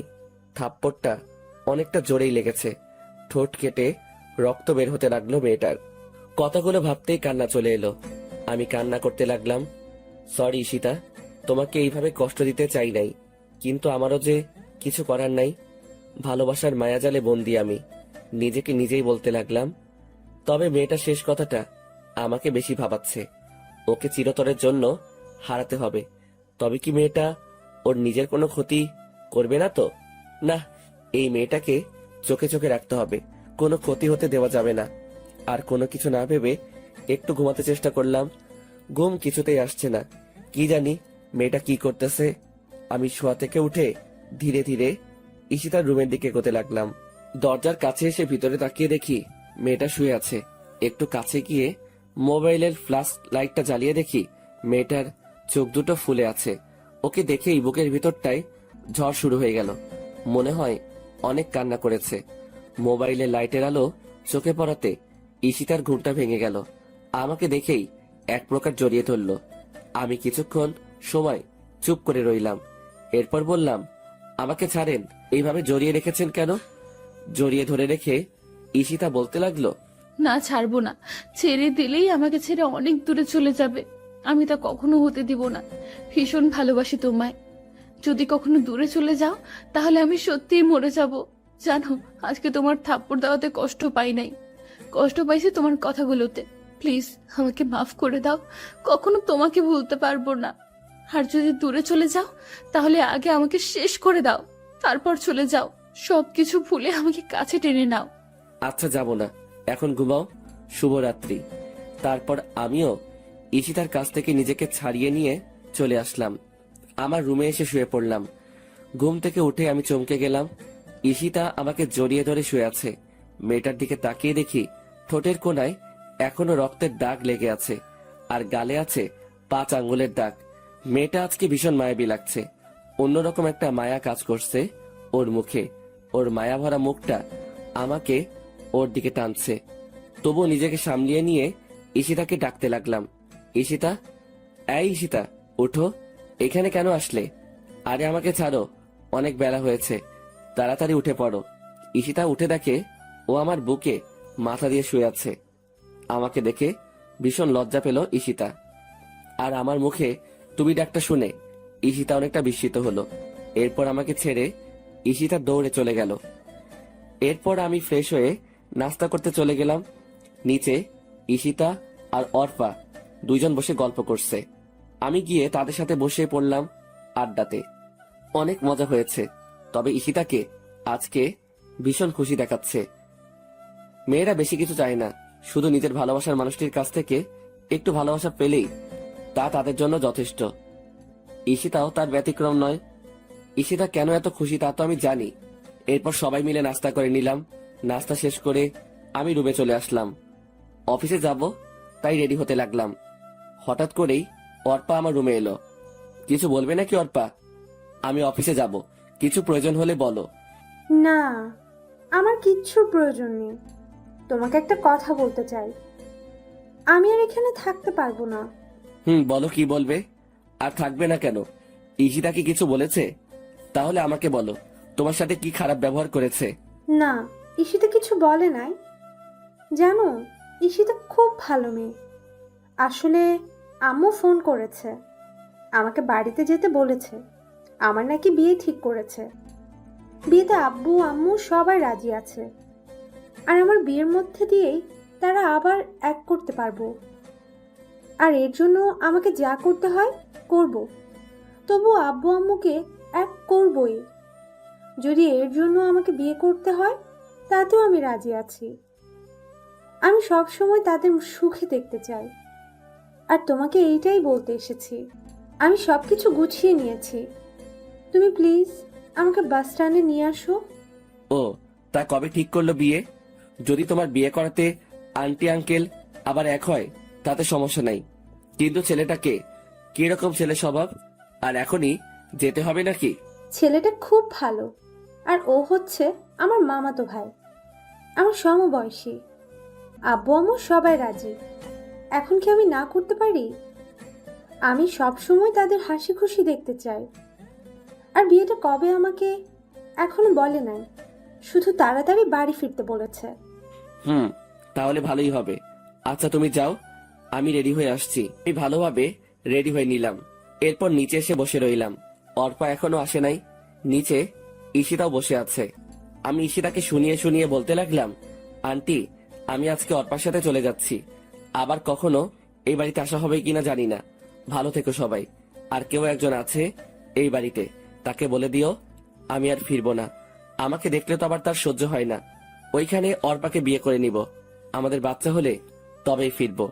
কথাগুলো ঈশিতাকে শুনিয়ে শুনিয়ে বললাম, যাতে ঈশিতা রাগ করে। আসলে আমার এইরকম কোনো চিন্তা ভাবনা ছিল না। ভাবলাম ঈশিতাকে রাগিয়ে অফিসে চলে যাব। এরপর অফিস থেকে আসার সময় তার রাগ ভাঙানোর জন্য যা করতে হয় করব। এরপর আমি আর অর্পা গাড়ি নিয়ে বেরিয়ে পড়লাম। ঈশিতা দরজায় দাঁড়িয়ে আমাদের চলে যাওয়া দেখতে লাগলো আর ফুপিয়ে ফুপিয়ে কান্না করছে। কেউ হয়তো এই কান্না শুনতে পারছে না, কিন্তু আমার কানে ঈশিতার কান্নার আওয়াজ ঠিকই বাজছে। এরপর অর্পাকে নিয়ে বাস স্ট্যান্ডে চলে এলাম। ওর জন্য টিকিট কেটে নিলাম। 10 মিনিট পরে বাস যাত্রা শুরু করবে। মেয়েটা মনে হয় কান্না করছে। ঠিকই ধরেছি, কিন্তু আমাকে বুঝতে দিচ্ছে না। আমি গিয়ে অর্পার পাশে দাঁড়ালাম। অর্পা আমার দিকে তাকিয়ে বলতে লাগলো, জানো জনি, আমি যাকে নিজের চাইতে বেশি ভালোবাসি সেটা হলো তুমি। ভীষণ ভালোবাসি তোমায়। ইংল্যান্ডে প্রথম তোমার সাথে আমার পরিচয় হয় নাই। আমি তোমাকে আগে থেকেই চিনতাম। এখন হয়তো প্রশ্ন রয়ে গেল, আমি তোমাকে কিভাবে চিনি। ফেসবুকে আমার একজন প্রিয় রাইটার ছিল, অনেক ভালোবাসতাম তার গল্পগুলোকে। কিন্তু হঠাৎ ওই আইডি থেকে গল্প আসা বন্ধ হয়ে যায়। আইডিটা কে ও আর খুঁজে পাই নাই। অনেকদিন ফেসবুকে শুধু ওই আইডিটা খুঁজেছি। এভাবে একটা বছর পার হয়ে গেল। এরপর তুমি আমার সাথে ইংল্যান্ডে জব নাও। এরপর আমরা ভালো বন্ধু হয়ে উঠি। তো একদিন তোমার মোবাইলে একটা ফোন এসেছিল। তুমি তখন বসের কেবিনে ছিলে। আমি ফোনটা রিসিভ করার আগেই কেটে যাই। তো আমি তোমার মোবাইলে ফেসবুক দেখতে পেলাম। ভাবলাম তোমার সাথে অ্যাড হয়ে নেই। যখন তোমার মোবাইল থেকে ফেসবুকে ঢুকলাম, তখন কিছু সময়ের জন্য নিশ্চুপ হয়ে গেলাম। কারণ এতগুলো দিন ধরে যে আইডিটা খুঁজেছি, ওটা তোমার আইডি ছিল। জানো, ভীষণ ভালোবাসতাম তোমায়, কিন্তু তুমি এখন অন্য কারো। সব কিছু তো আর চাইলেই পাওয়া যায় না। আচ্ছা, তোমার কাছে শেষ একটা জিনিস চাইবো, দিবে? কিছুক্ষণ চুপ থেকে বললাম, বলো কি চাই তোমার? আমার সাথে থাকলে অবশ্যই দিব। আমার জন্য না হয় নতুন করে গল্প লেখা শুরু করো। তোমার পাশে থাকতে পারবো না জানি, তবে তোমার গল্পগুলো আমার কাছে স্মৃতি হিসেবে রয়ে যাবে। প্লিজ জনি, আমার শেষ ইচ্ছেটা পূর্ণ করো। আবার লিখবো গল্প, শুধু আমার বন্ধুটার জন্যই নতুন করে সবকিছু শুরু। তোমাকে ভীষণ মিস করবো অর্পা। আর কান্না করছো কেন? আমি তো সবসময় তোমার পাশেই আছি বন্ধু হিসেবে। নিয়তি চাইলে আবার দেখা হবে আমাদের। আর আমার সাথে যোগাযোগ রাখবা কিন্তু। জামাইকে পেয়ে আমাকে আবার ভুলে যেও না। আমার কথাগুলো শুনে আবেগের বশে আমাকে জড়িয়ে ধরলো অর্পা, আর কান্নার গতি আরো বাড়িয়ে দিল। আর আশেপাশের সবাই আমাদেরকে দেখতে লাগলো। এই অর্পা কি করছো? সবাই দেখছে তো, এখন ছাড়ো আমাকে। সবাই কি ভাববে? আমি আর তুমি বিষয়টা স্বাভাবিকভাবে নিলেও অন্যরা কিন্তু স্বাভাবিকভাবে নিবে না। আর তোমার বাস চলে এসেছে। আমাকে ছেড়ে দিয়ে মেয়েটা কান্না করতে করতে বাসে উঠে গেল এবং এমন সময় তার নিয়মে চলতে শুরু করলো। তার সাথে অর্পাও আমার থেকে দূরে সরে যেতে লাগলো। চোখের নিমিষে অনেক দূরে চলে গেল একজন প্রিয় মানুষ। শুধু ভালোবাসার মানুষই প্রিয় না, কিছু কিছু বন্ধু থাকে তার থেকে বেশি প্রিয়। আমি একটা দীর্ঘশ্বাস ফেলে ওইখান থেকে অফিসে চলে আসলাম। অফিসে কিছুতেই মন বসছে না। রাকিবও ছুটিতে আছে। রাকিব থাকলে মজা করা যেত। এইদিকে ইশিতাকে তো রাগিয়ে চলে এলাম। মেয়েটা এখন কি করছে কে জানে। কোনো মতে দিনটা অফিসে কাটিয়ে দিলাম। সন্ধ্যার সময় বাড়ি ফেরার পথে ইশিতার জন্য একগুচ্ছ গোলাপ ফুল আর অনেকগুলো ডেইরি মিল্ক নিলাম। গোলাপ আর চকলেট ইশিতার অনেক প্রিয়, তাই রাগ ভাঙানোর জন্য এইগুলো নিয়ে নিলাম। এরপর আমি বাসায় চলে এলাম। কিন্তু অবাক করার বিষয়, পুরো বাড়ি অন্ধকার। তাই আমি ধীরে ধীরে বাড়িতে ঢুকলাম। এরপর ঘরের বাতিগুলো চালু করলাম। কি ব্যাপার, বাড়িতে কাউকে দেখতে পাচ্ছি না। কোথায় গেল সবাই? আন্টি আঙ্কেলের রুমে গিয়ে তারা নেই, তাই আমি ইশিতার রুমে গেলাম। রুমটা অন্ধকারে ছেয়ে আছে। এই অন্ধকার যেন আমাকে কিছু একটার ইঙ্গিত দিচ্ছে। আমি ইশিতার রুমের বাতি দিলাম, কিন্তু ইশিতাকেও দেখতে পাচ্ছি না।